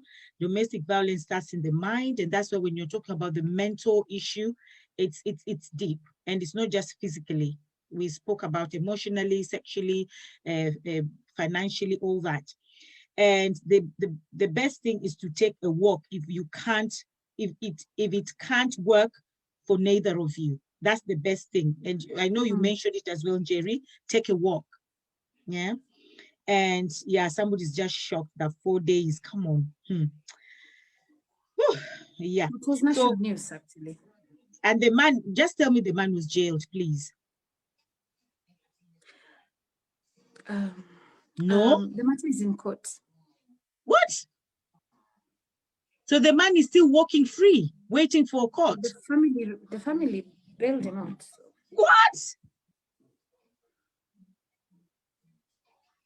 Jesus. The man. I think I cried all my tears that day. I think I cried so much that I know you're looking at me and you're thinking I am cold. I cry and I cry every day. I don't think there's a day that I don't have spare tears. No, wait. The 4-year-old, the man is outside. Yeah. Probably raping more children. If he did that to his own child. Oh my goodness. Every crime in Kenya is bailable. So yeah, he was bailed. Wow. No, that I don't even know. Actually, I remember the people that his people were saying that mama anaekelea mtoto wao. How? Why had she gone sijui wapi kununua nguo za mtoto badala ya kuwa na mtoto kwa nyumba? So yeah, squarely the blame went back to her. So yeah, the woman is always the woman. That's why she's in a shelter. Yeah, it's always the woman. Why was she wearing a short skirt? Why did she walk like that when she was? Where was she when he was raping the baby? Can you imagine? Yeah. Can you imagine what kind of rubbish is that? No, this world is just sickening, man. This world is sickening. That man should. I'm sorry, but that man should just be. I don't even want to use some words. I know. That man should be. I know. Do you know those cases where even the police tell you, yeah. It should be those castrated. Are the cases that police even feel like asking you. They won't ask you, but they feel like asking you. So ungetuletea maiti. Yeah. That man should be castrated so bad.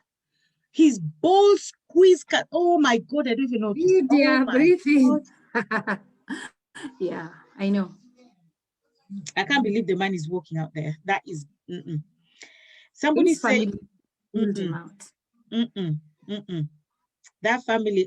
I don't want to say. I don't want to say because I'll use my mouth, and I don't want to say. Society needs to stop tolerating domestic violence. Each community needs to have a zero tolerance domestic violence without gender bias. Families, religion leaders, and community leaders need to protect their members. And somebody said okay, these are difficult and uncomfortable topics, but we do need to talk about them. Things like domestic violence or rape. And somebody said they'll put you in your prayers as well, in their prayers, because they know what you're going through. And the same person said, Esther, he said you actually need to see counseling. You need to look after yourself. You need to look after yourself. I do. Yeah. I go for counseling. And just before I came in, a couple of friends have just called me and told me that they want me to go for a holiday, and whether I like it or not, they're going to force this on me because I have worked tirelessly for a year without, taking a break. So they're like, that is, oof. The world won't ban if you go out because I do need a break. It's sometimes it's too much. Yeah, you just do. Listening, I can tell you that I've put off my phone so that I can be in this Zoom because my phone is on 24 hours. Huh? Yeah. People call me at all the odd hours. I have been having a lot of panic attacks, so I'm actually very willing to take a break. Because I think this is a bit too much on one person. So yes, I go for counseling. If it wasn't for counseling, I wouldn't do this. I go for counseling every 2 weeks. I am taking time. I'm now learning how to self-care. At first, I was like, I can do this. But as we keep on moving, I have learned that I need to also take care of myself to be able to take care of other people. Yeah. Whew, wow. That is, I don't even know what to say. And now, I just wanted to ask as well, we had, and this one as well, oh my God, this one made me sick to my stomach. And not just because he was sodomizing these children, but the fact that he was a police officer. Yeah. Actually, not just a police officer, a police OCD, CDS or CD, what do we call them? Inspector. Yeah. Can you just tell us more about He's that? actually the officer commanding police post. So he's a chief inspector. Yeah, so he was luring these kids. It was in Meru. He was luring these kids to his house. Can you imagine? He was found with 6 boys, all of which he had sodomized between the ages of 14 to 18. And this is somebody who's supposed to protect us. Yes. This is someone who's supposed to protect those children. Yes. Hey. Wow. And you know, when I read that, I was thinking, because it's from 14 to 19, right? I was thinking, couldn't they run? Couldn't they say something? And it's just, is it the same as when he probably created so much fear on them that because Yes. he's a police He officer, could so I'll have kill your been, maybe he family. could have gotten them when he arrested them for truancy. Again, labda aliwapata wakizurura, maybe he got them maybe smoking, but who knows? And then he told them, in exchange for your complicity, if you don't want to go to jail, see, this is a policeman, this is a symbol of authority. How we look at policemen in Kenya is very different maybe from how you look at policemen in the UK. Here we look at them as the symbol of authority, the ultimate symbol of authority. I mean, we're all scared of policemen. So you can imagine, maybe as a young lad, what has happened to you when this man has come and told you, oh, I found you doing ABCD, because I have no idea what they were doing in his house. But luckily he was found, he was arrested, and he's in court. He hasn't been bailed out, so, we'll see. But the problem with our court cases, they're so long. They're so long. But at least that one is in custody. Yes, he's pending bail. Oh, again, waiting for bail. Remember the thing I told you, that every case in Kenya is bailable, apart from murder, Yeah. I think. I think even murder is bailable. Ooh. So you can, as long as you have money, you can be outside doing whatever you want to do.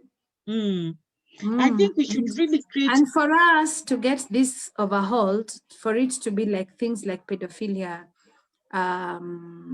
it has to be an act of the Constitution, which means, there's no goodwill. There's no, I mean, the parliament is basically consisting of men. Yes. There is no goodwill really to implement this. And I'm not going to say women rep. There are only 47 women reps. They can't overturn a parliament that has over 300 people. Yes, even if they went and took this case and took this matter. I know sometimes I keep on saying women rep, but sometimes you have to ask yourself, this women rep are 47, together with all the other women who are elected, they form less than 70 people. We have a parliament of about 350 people. So even all the women in parliament came together and said, oh, we want to pass this motion. Actually, if you're ever going to pass this motion, we have to look for a man to sponsor it. Okay. So what do we do? Jerina, what do we do? It's like our hands are tied. We are battered. We are victimized. There's hope. There's hope. There is always hope. I like that. There's always hope. Don't ever feel like you can't do something. You can do something. You can talk to someone. You can sensitize someone. You can send somebody away. You can, you can contribute. You can play your part. There's always hope. There's always something you can do. There's a person that is, even just coming on a show like this, just to be hosted in something that is one of the most uncomfortable topics that, And so there's always hope. I like that. I like the fact that there's always hope. There's always hope. So in your work, in this work that you've done for 1 year, what has been your barrier? What is the barrier that you face, the difficulties that you face in this walk, in this journey? What has been your barriers and the difficulties that you faced so far? Let me tell you, when I started, I did not know how to do this. This is just a work of passion. And I hadn't thought much about the things that, I was really doing. And I got bitten. Yeah, I got bitten by a man who, when I got into his house, I could see the woman doing, but I wasn't understanding what is going on because I had walked down with the son, I'd put him in the car, plus his bag. So I was coming to help her because she was a CS mom with a 2-month-old baby. And when I went in, the man was behind the door, so he just got in and punched me on the face. So that's one. Secondly, I was arrested. I've been arrested twice. Or for trying to help? Of course. Not only was I arrested, our safe house was raided and our shelter mom arrested. So on what grounds? Because an irate husband found the last number on his wife's phone was my number. Mm-hmm. So they managed to track my number with the police, and he said they have stolen his wife and his 2 children, and they came to the shelter. They didn't find me. I wasn't at the shelter. I was actually in somebody's wedding. So they arrested the house mom. They arrested, they went to that, they came, they raided the shelter, which is not supposed to happen. Then they took the shelter mom, went to that to the police station. Then they called me at the wedding and they told me, this is how I know I was being tracked, because they told me, we know where you are. What? We can see you. I was like, excuse me, who are you? They said, we are the police and we are coming to get you. I told them, I'm in somebody's wedding. Please do not ruin somebody's wedding. I am here. I am in Pridina Azua in Westlands. Kujeni, I will just come out of the wedding nicely. Do not ruin this person's wedding. She doesn't deserve any of this. Wait, Jerry, wait. Just rewind. They knew where you are. Yeah. How? This was in November. This is actually November 9th of December. Yeah. They were tracking you. Jesus. Is that how bad our country has become, to be honest? I don't know what to say. I live here. I don't have anywhere else to go. Wait. Now I'm scared. Now you're even scaring me. Yeah, oh my God. I spent a few hours in jail, and fellow activists came through, really. They really came through. They're the ones who marched to the police at 3 a.m. I was released at 4 a.m. in the morning. Yeah. Okay, so at least people came for you. And the second time, why were you arrested? Again, the same issue. The same issue. Mm. Wow. And when this man hit you, did you report him as well? Yes, I did, but nothing really, now I know how to go around the system. Now I know, now I'm good. It means been a whole year of experience now. I'm different. I don't go to people's houses without policemen. Okay, because that was dangerous.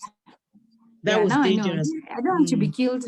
No, that was quite dangerous. I realize I will be killed if I play.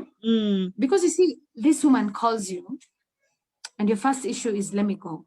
So nowadays I don't do that. Nowadays I call, you call me, I ask you where you live, you give me the location, I go to the nearest police, and then I get the police. Do not ask any questions, you just know I get the police. Yes, I get the police, and then we go with the police, and then, then we get you out. Yeah, that's safer. That's 100% safer. So before I just going. Wow. Because I know if somebody calls you and they give you this, oh my God, Jerry, the first thing you just want to put on your shoes and go and help. But again, no, without thinking about your safety. But you should always think of your safety first, especially now with what you're going through and this thing. Now that people know me, the people know me a bit, so I'm being very careful. So now I don't go without police. I'm very careful. Okay, so can you, just to say thank you again to people watching, I can see a lot of comments there, a lot of suggestions as well, and a lot of ideas. So thank you very much, everybody who have tuned in to watch. Like I always say again, please share this link, please share this talk, so it can help somebody else out there who is going through domestic violence, or even if they're not going through it, they should, because they can also help somebody else who's going through it. Or even if you're not going through it, just to have the knowledge that there's somewhere that I can actually go for help. Because I know in the UK we have Forward, and the Mary Otuku is there. She works for Forward that can help people in the UK. And also in Kenya, we have Jerry as well. So Jerry, can you tell us where to find help again before I can ask the next question? If you need immediate help, call 1195. That's a hotline for SGBV. You can call us. Our numbers are 0718 158 400. That number is on. Or if you can't get us on phone, you can SMS, you can DM. We are on Facebook. Usikimia, that's our name, Usikimia, as well on Twitter. Just DM, slide into the DMs, just let us know what's happening, WhatsApp us. whatever, we will get back to you. Okay. The So your important number, thing is do not be silent. Very, very important. Do not be 0718 158 400. okay. So let me just write. I have the phone with me at all times. Okay. So So I will try and get back to you okay. So for because the number is normally busy. okay, yeah. You can leave a message, yeah. Yeah, you can text, DM, WhatsApp. We'll get back to you. Okay, so I'm just writing that number again. So it's 07181 58 58 400. 400. Okay. So that's your number, and that's a Kenyan number. That's not UK. Yes, so And plus 254. yeah, Mary Otuko as well in the UK. She has put an email there. It's mary@forwarduk.org.uk. That's in the UK. And if you're not in either the UK or in Kenya, I'm not even sure, I know 100 and 1,000%, there's so many shelters all around the world. So many shelters. And I'm happy that now we have one in Kenya, because I didn't think we had before. I didn't think we had one before. But we know that now Jerry has one. Her details are there. 100% if you're living in Kenya, and if you're living in the UK, we have Mary who has given us the details as well. And if you're living outside the UK, please find out, Google. Do not be silent. Now, this question that I'm going to ask next, I'm asking everybody. So I'm asking people who are listening on social media, on Facebook, and I'm also asking Jerry the same question. Why do you think we have domestic violence? What triggers this? What happens? How is it? Why is it that it's just too much? And what is it? What is the cause of domestic violence? According to the people who I hear saying, they say frustrations, lack of finances, being provoked, every other excuse under the sun. Anything can make somebody. You can even be looking at somebody can look at you badly and you get beaten. So really, there is really, I keep on saying this, abuse is because the person has higher dominant power over you than you do. And therefore they feel they have power over you and therefore they beat you. That's it. There's nothing else that leads to abuse. It's because I feel I have power over you and therefore I can beat you. That's it. There's nothing else. Because there are so many ways you can resolve conflict. And one of those ways you choose is to use your fists. So what does that say? It just says that you feel you have power over me. You have more strength than me. You have more money than me. You have more power over me. Therefore, you can beat me. That's it. Plain and simple. Okay. Of course, the extenuating forces, as people keep on saying, poverty, but there are so many other poor people who don't beat their wives or who don't beat their spouses. So we cannot use poverty as an excuse, can we? When maybe we all live and we are all poor in the same street, but there's only one house that people are being beaten. So to use poverty is to use an excuse. To say you're frustrated when we are all living in a very stressful world. The other ways you can remove your frustration. You can go for a walk, you can join a boxing club and beat fellow people who are interested in violence. So really, there is no excuse for violence. There is no excuse for domestic violence. Anything somebody says is the reason that they beat this person is a lie. They beat this person because they felt they had power over that person and therefore they used their power to harm the person. That's simple. Okay. So some people as well have said communication breakdown, it's control and power. Intolerance is the reason we have domestic violence, power imbalance, control over someone, power and making sure they take your confidence away, definitely control. And for me as well, it sums it back to power. It's always about power.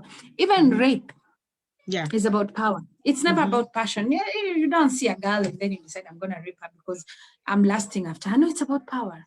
I can take it without their permission. It's always about power. Any issues about violence, any form of violence is about power. There's an imbalance of power. Therefore, I can do whatever I want to you and there's nothing you can do about it. And that is the reason why many people who are survivors of violence are unable to live. And someone also said alcoholism can also lead to domestic violence.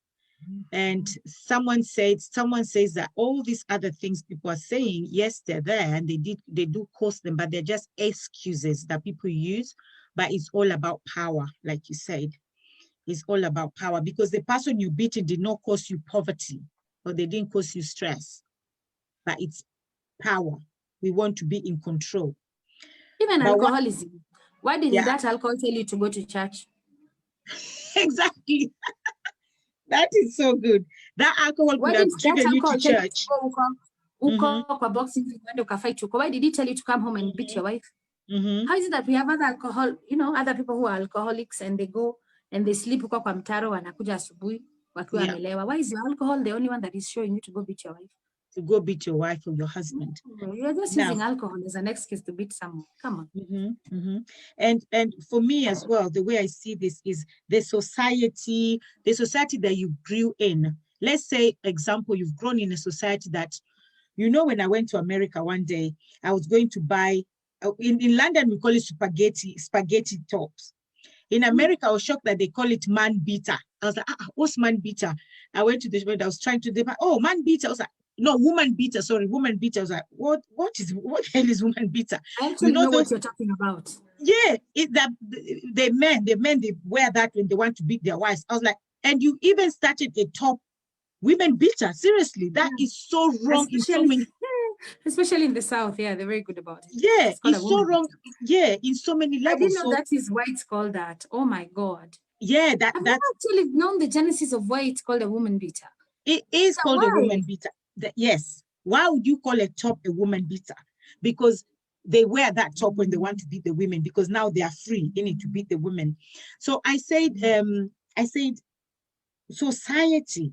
If you grew up in a society that is for women are always beaten. Now, a man will wear a woman beater. You're raised in that society, and all you see is women being beaten.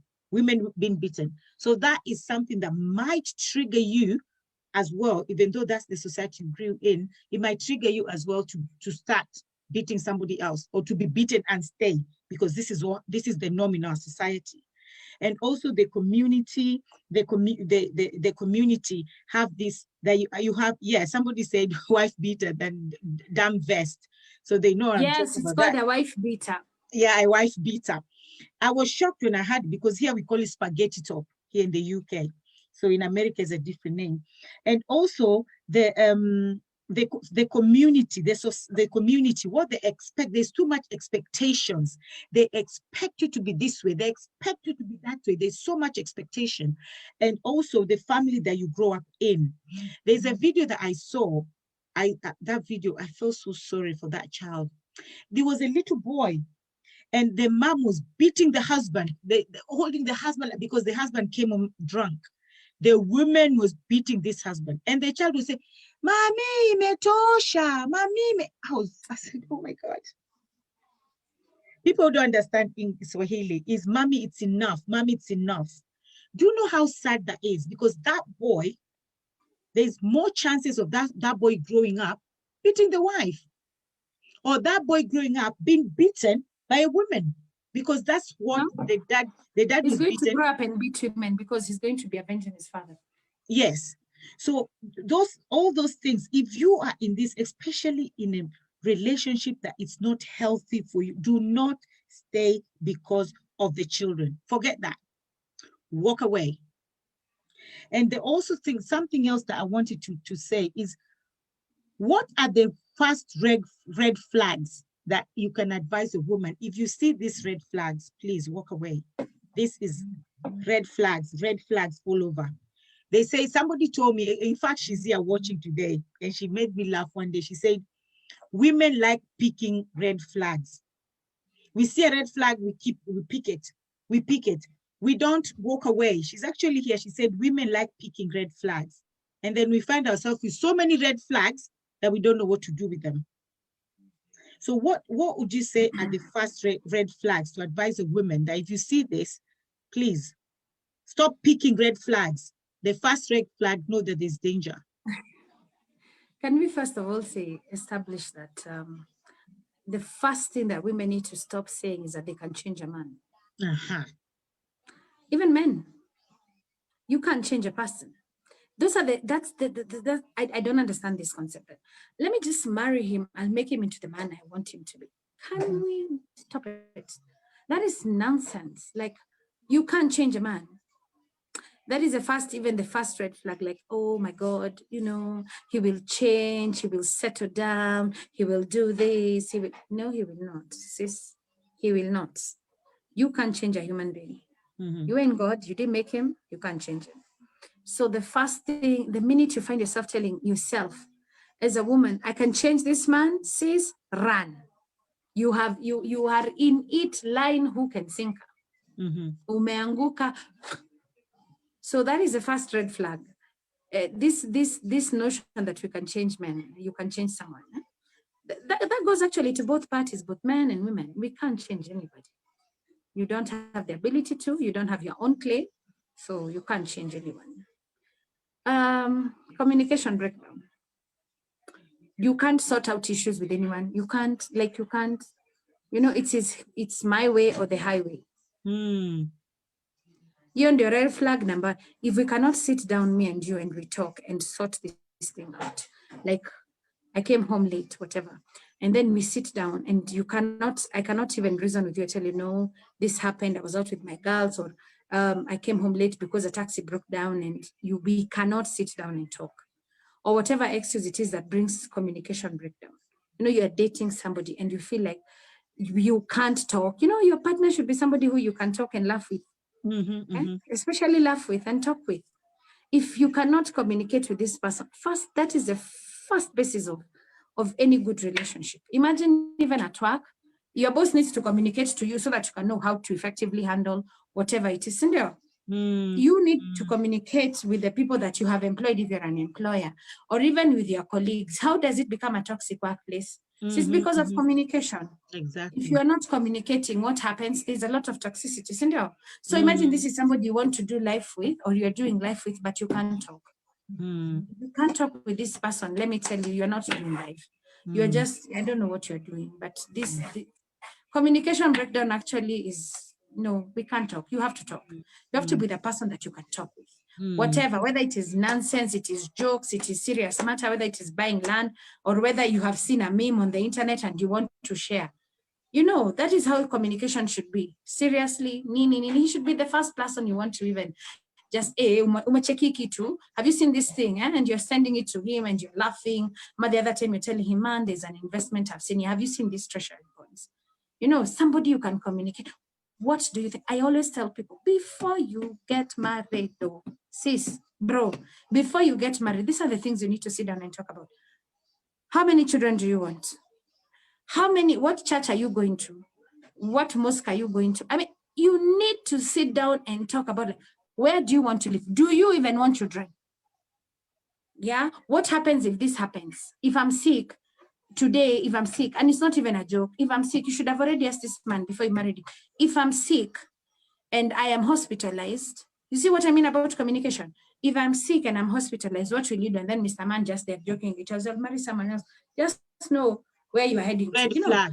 Red flag. Yes, you know what I mean? So that's what I'm saying. Communication is basically the most important, fundamental thing that you can have in a relationship, because it tells you what this person is thinking, how this person handles stress. Those are things you should even be talking about before you get married.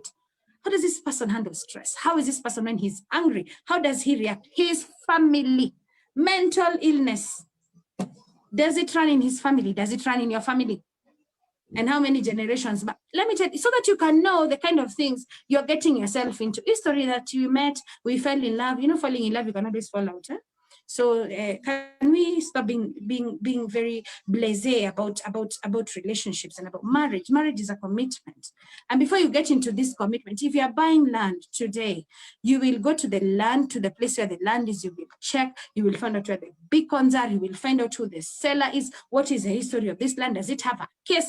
You do all that for land, but you don't do that about a man or about a woman. Due diligence. Do your due diligence. Find out, how does this person, when I provoke him, how does he react to this stress? Eh? Is he likely to hit me? Is it what you know? Find out before you find yourself in a marriage that is all about fists and blows. Do your due diligence. Love is wonderful. It's actually fantastic, but love is not what sustains a marriage, honey. Love It's doesn't true. sustain a marriage. Communication does. Mutual respect, mutual admiration. Those are the key components of a good marriage. But don't tell me love. Love can end. Today I can fall out of love with you and I look at you and you look like a bucket. So before you go down that road, do your due diligence, you know? How do we save? Do you have a saving plan? What is your investment plan? See, this is what I'm talking about, communication. Because you will not learn anything unless you are communicating to this other party. Yes. Where do you want to be buried? How do you want to be buried? I know, very, very, very questions that seem like they're very unimportant until it comes to the time that you are dead or he's dead. And then you find out this is how they like their own things being done. You know, I'm talking about the first red flag, honey, is communication. How do you communicate with this person that you want to do life with? How do you talk? How do you talk? You know? Because you will go down to a road of finding out this person is a narcissistic person. You will go down and find out this person doesn't like this, but you're already in it. Yes. But if you're done your due diligence, when you are dating and you're not seeing roses all the time and you're not seeing a big grand wedding, you would not be in the situation you are. And I'm talking this as somebody who is on her second marriage, which means I did my due diligence because I learned. Don't learn. Experience from people like us who've been through this, and then we can tell you, sis, next time you're doing this, this and this and this is what you need to do. And this is very serious. This goes to young people, old people, people who want to renew their vows. Do better. We can do better. So part of the red flags is how do you communicate? I tell people it all boils down to communication. You know, how do you communicate? Is this person controlling? Is this person telling you this is how I want you to dress? Why? You found me in my nice miniskirts and now you want me to dress like I'm a Corino? What's going on? Find out, is this part of why this person is controlling? How does this person react? All these are things that, you know, you need to be on the lookout for. And also isolating you with your family and friends. I know somebody have said that they also can isolate you with your family and friends. And somebody said, whatever is tolerance is repeated. The very first time you sweep behavior under the carpet, you encourage it. And when they say poverty, is probably when a husband feels you come from a poor family, this makes them think they are above you, so they can do anything to you. And this is where most women just keep quiet because they feel shame to go back to their home because people may look down on them. Someone also said drugs also contributes to that. And someone say, isn't it strange that someone at the office can stress a person, but they go home, they go all the way home and take it out on their spouse. So whether it's a wife or a husband, it's and there's a lot of shame and stigma around domestic violence and rape. The shame is not for the victim to carry; it's on the abuser. And also, I agree 100%. There's so many comments there, and someone actually asked a question. And okay, talking about red flags as well. Somebody said when they first slap you, but some people have said no. The red flags comes way before they slap. They will not just slap you. They will not just slap you. So way before they slap. And again, I say, if the person even I tell my kids, I have girls, and I tell them, my friend, if somebody even raises a finger wrongly at you, like, wait, run, sis, run. You have a home back. Come back home. Yeah. Come back home. And you need to tell this to your children, both boys and girls. You know, we need to teach our boys to be better, and we also need to tell our girls they have a home to come back to. Exactly. So if they even look at you wrongly and you feel like this person is going to run. You know, go back home. Yeah. You know, I'm finding out that teenagers are in relationships and they're being beaten. Do you know how disturbing it is when you find out that a teenager is being beaten? Come on. You know, it means we are doing things wrong and she thinks it's okay. And you're like, you're 15 and anakupenda nini? You know, so you don't even know whether anakupiga, you understand? And they're 15 and they think it is normal. Yeah. So, I actually had a 17-year-old here. who the boyfriend, a very stupid idiot, beating her blue black, and she's only 17, and she'll come to my house and end up like, why are you, oh auntie, he loves me, I love him. I said, that's not love, honey. Until the day the man was arrested for some other stuff, and he was jailed for so many years. And that's when the girl now opened her eyes and so it's true, this guy did really love me. So if the guy was not arrested, probably the girl would be beating her up to now. And she was only 17. And someone also say love is not enough to marry someone. And someone say experience is the best teacher, but don't wait for your own experience. Learn from other people's experience. And now here comes a question. Someone say, please tell me more about children who have been abused. Do they recover? That's a question to you, Jerry. With therapy, with right therapy and love, and they recover. It's a long process. And you see in a country like Kenya, where therapy is not normalized, where I think everyone needs mental therapy. I mean, we are a country that needs therapy, really.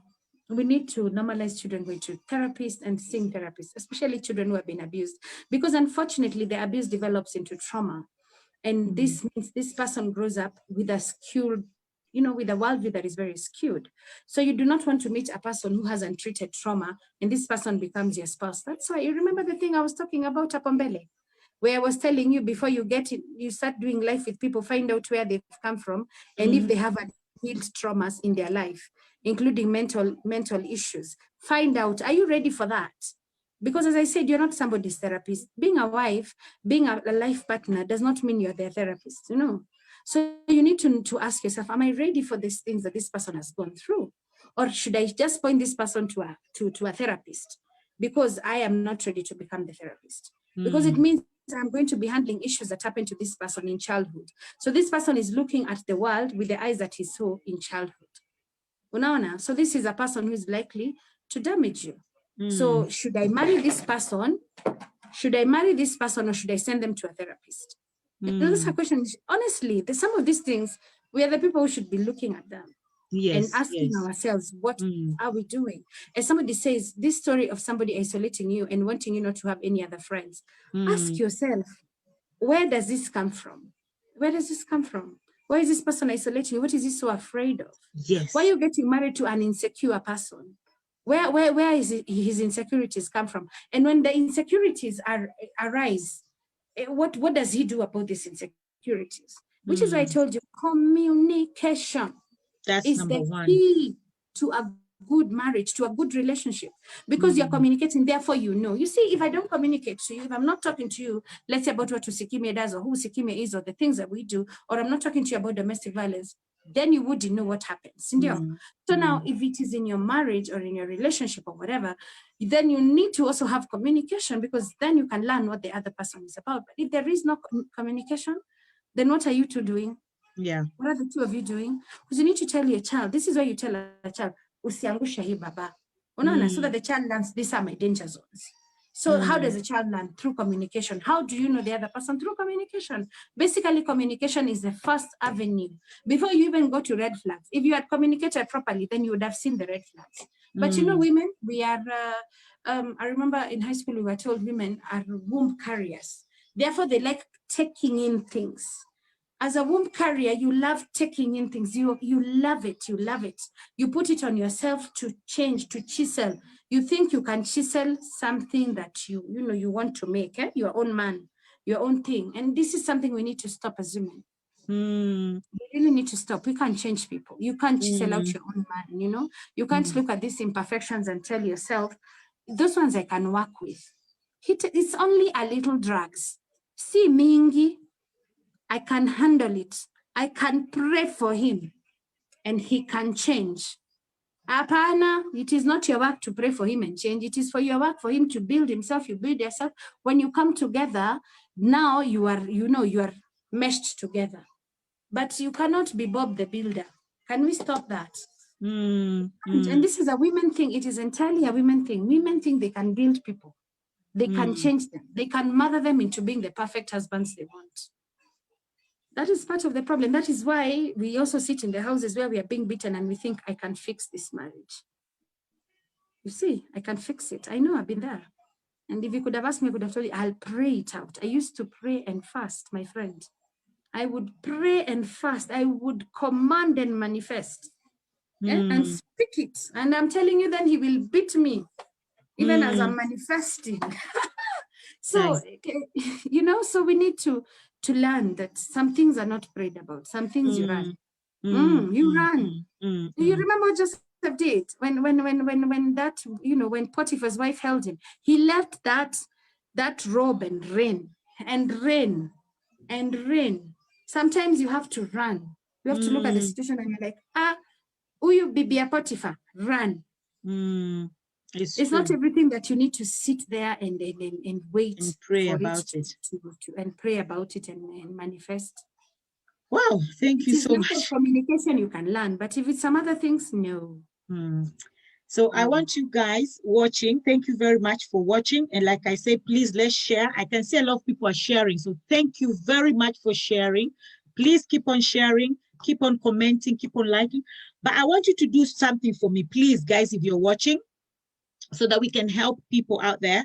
Just put hashtag Usikimye, hashtag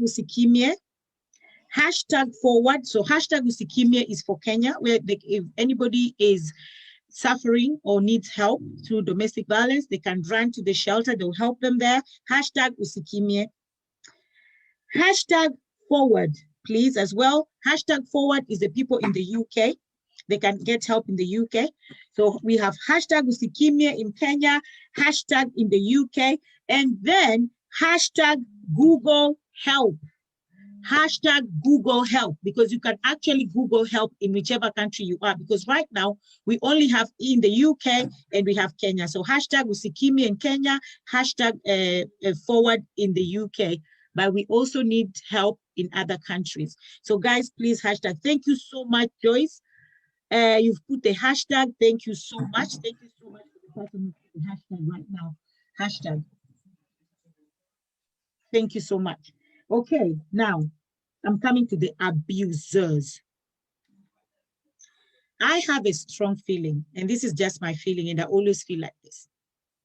The government, the community, everybody out there, especially the government, even in the government in the UK, I don't understand how much we want to help the domestic violence victims, because the abusers, there's no really big help out there for the abusers. Because the way I look at it, if somebody, if I'm married to Tom and Tom is abusing me, I run away. I run away from Tom. Tom will not stop there. Tom will now go. Tom was abusing Lydia. Lydia ran away. I've left Tom the same. Tom is still the same person. Tom will go to Mary. Tom will abuse Mary. Mary will run away. Tom will go to Esther. Again, abuse Esther. So it's just, why can't we find a way to help this Tom? That's always my question. Is Tom willing to be helped? Okay. You see, we can talk about Tom, but Tom has to want to be helped. Okay. Tom has to want to be helped. Tom has to also realize he has a problem. Okay. And for people marrying Tom or getting into a relationship with Tom, again, you remember the communication thing. Why did she leave you? Find out. Yeah, find out the kind of man he is before you find yourself in the same situation. Because you find out that this person married this person walked away because she was being abused, and then another woman came in and then she was abused, and then you think that yours is different. Yours is going to be different. Because you are so pretty, you are so educated, you have so much money, yours is different. Yeah, again, goes back to, I can change a man. No, you can't, sis. Don't do that. Okay. Don't do it. So now, Jerry, I want you to talk to the abusers. I'm not in this picture right now. I just want you to, not the abuse, the abusers. I want you to talk to them right now, Jerry, from the bottom of your heart. Again, seek therapy. Seek therapy. Ask yourself why it is so important for you to be the dominant power, and why the dominance that you have is about your fists. And if you love this person so much, why is it so important for you to dominate this person? For you to abuse, humiliate, embarrass, and even beat to submission this person? You know, they say that honey attracts bees, right? So imagine how much easier it would be and how much more better it would be if you communicated what you wanted. Also, how much more better would it be if you came home and she provoked you and you decided, you know what, Mama, I will talk to you when you're more reasonable. Imagine that's an option. And then you walked out of the door, you opened the door and you left, and you went, sat in the car, or you took a walk in the neighborhood, maybe for 30 minutes, and you came down and she's cooled down, and then you told her, can we sit down and talk? Don't you think that's much better? Imagine the amount of damage you're causing to that little boy that is looking up to you and he thinks that his dad is the center of his world.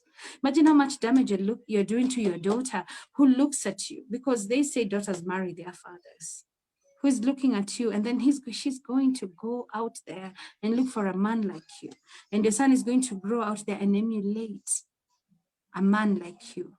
Are you the kind of man that you want your children to be? Are you the kind of man you would want your children to marry or your son to become? Or for women who are doing, who are also abusive, is this it? Is this it? Is this the pinnacle of the best thing that you can be? Is this what you want your daughter to look out to be? Is this the kind of damage that you want your children to grow up seeing? I'm talking to you. Is this it? Is this the best thing you can be? Can we do better? Can we change? If you feel like I can't do this, we have so many counseling center. Amani Counseling Center runs counseling for people who have been. And if you really need, personal therapy, DM me. I will give you numbers for therapists who you can talk to and you can walk this journey with. I believe that every person has a changing point. Every person has a Damascus, and you can decide, this is it. I'm done. I'm done damaging my family. I'm done harming my family. I'm done being this person, and I want to change. Help is available. I always say help is available. There is always hope, but only if you reach out to it. Come talk to me confidentially. Let us seek help. Let us see how we can change this. Change begins with you. You need to want to change. You need to want to be better. Thank you. Wow. Thank you. Thank you very much. Thank you very much for that. Now, I want you to talk to the victims, to the abused. Either it's the women or the men. Hey, you. I know you've come from a very long place and you feel like this is it, that this is how the rest of your life looks like. But imagine that is not how the rest of your life looks like. You can change. Imagine you can. There's so many women out here, they're going through so many things, but some of them opted and just looked at an opportunity and they said, you know what, I've had it.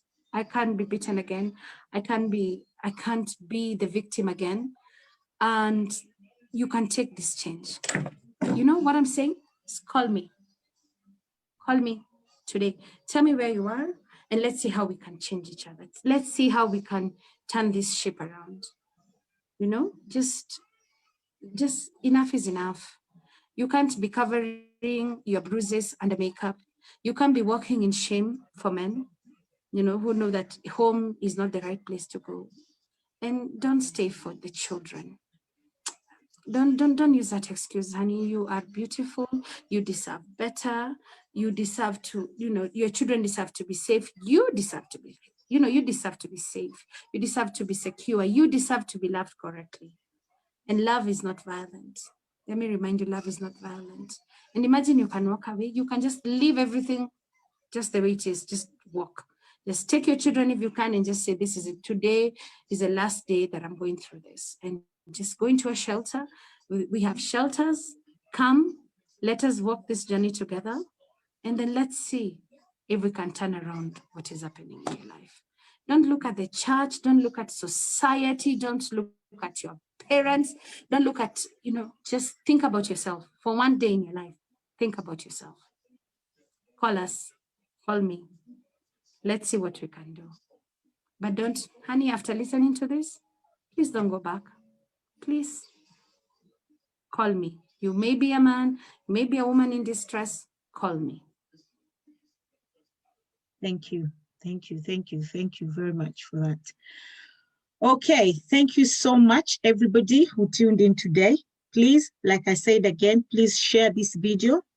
Share the video.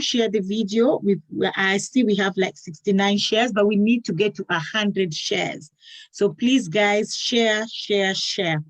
And we have a lot of comments, so I will encourage us to maybe just read some comments as well, and some advice that we've been given, and some ideas that people have given as well, because I didn't read everything, because there's a lot there. There's almost 100 comments, which is good, because that means that we were all participating together. So thank you very much, Facebook people, viewers.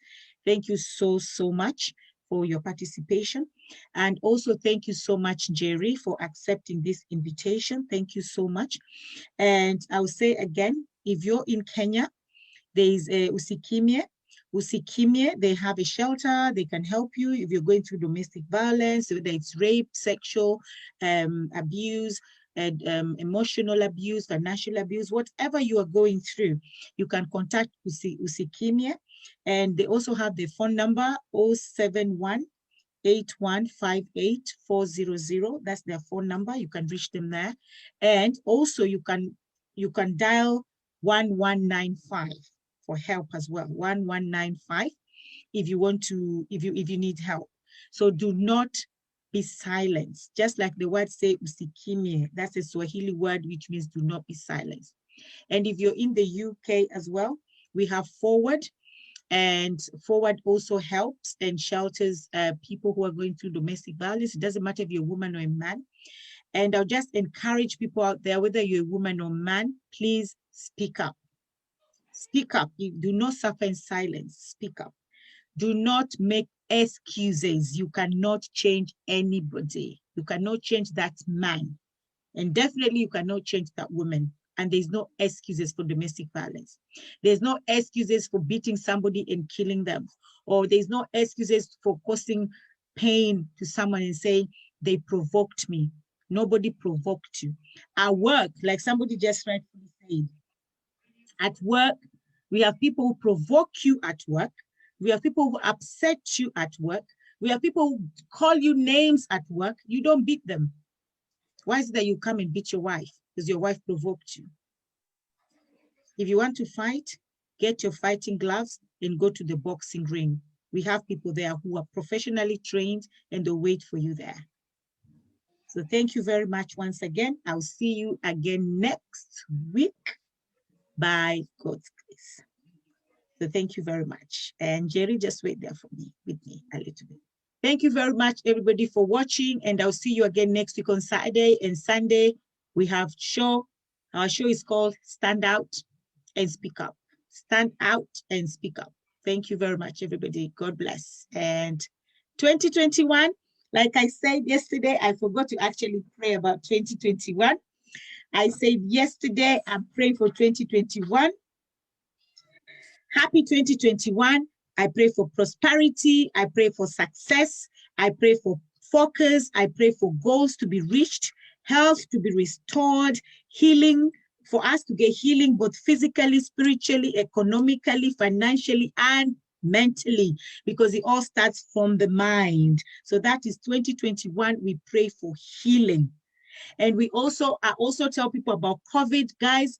I don't know if you're thinking it's real or it's not real, but COVID is there. Personally, I think it's there. So guys, let's respect the government guidelines. Right now in the UK, we're in tier 4. We're not allowed to get out. We're not allowed to meet with family. We're not allowed to do this. So many things we're not allowed to do. So guys, and the reason why we're in tier 4 is because a lot of people are not listening and they're going out there. And the more you go out there and do what you're not supposed to do, the more the COVID will just keep on staying in tier 4. Before you know it, we're in tier 10. Guys, please comply with the government rules. Social distancing, wear your mask, Wash your hands with water and soap. Every single time you wear water and soap is wash your hands. Sanitize. If you're going out, make sure you carry your sanitizer. I have sanitizers everywhere. So when you're going out, make sure you carry your sanitizers. Do not shake hands with anybody. Just do this or just do hello. It's fine. If they want to think that you're rude, it's better somebody thinks that you're rude than you coming back home with COVID and giving it to your family. Stay safe, guys. Stay blessed and love you all. Until next week, take care of each other. Thank you.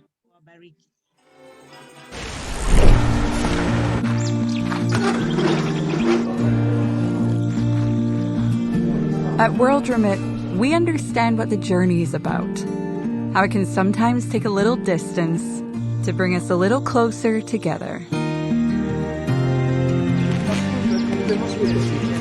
With ways to save more when you send more, World Remit is here for you, so you can be there for them.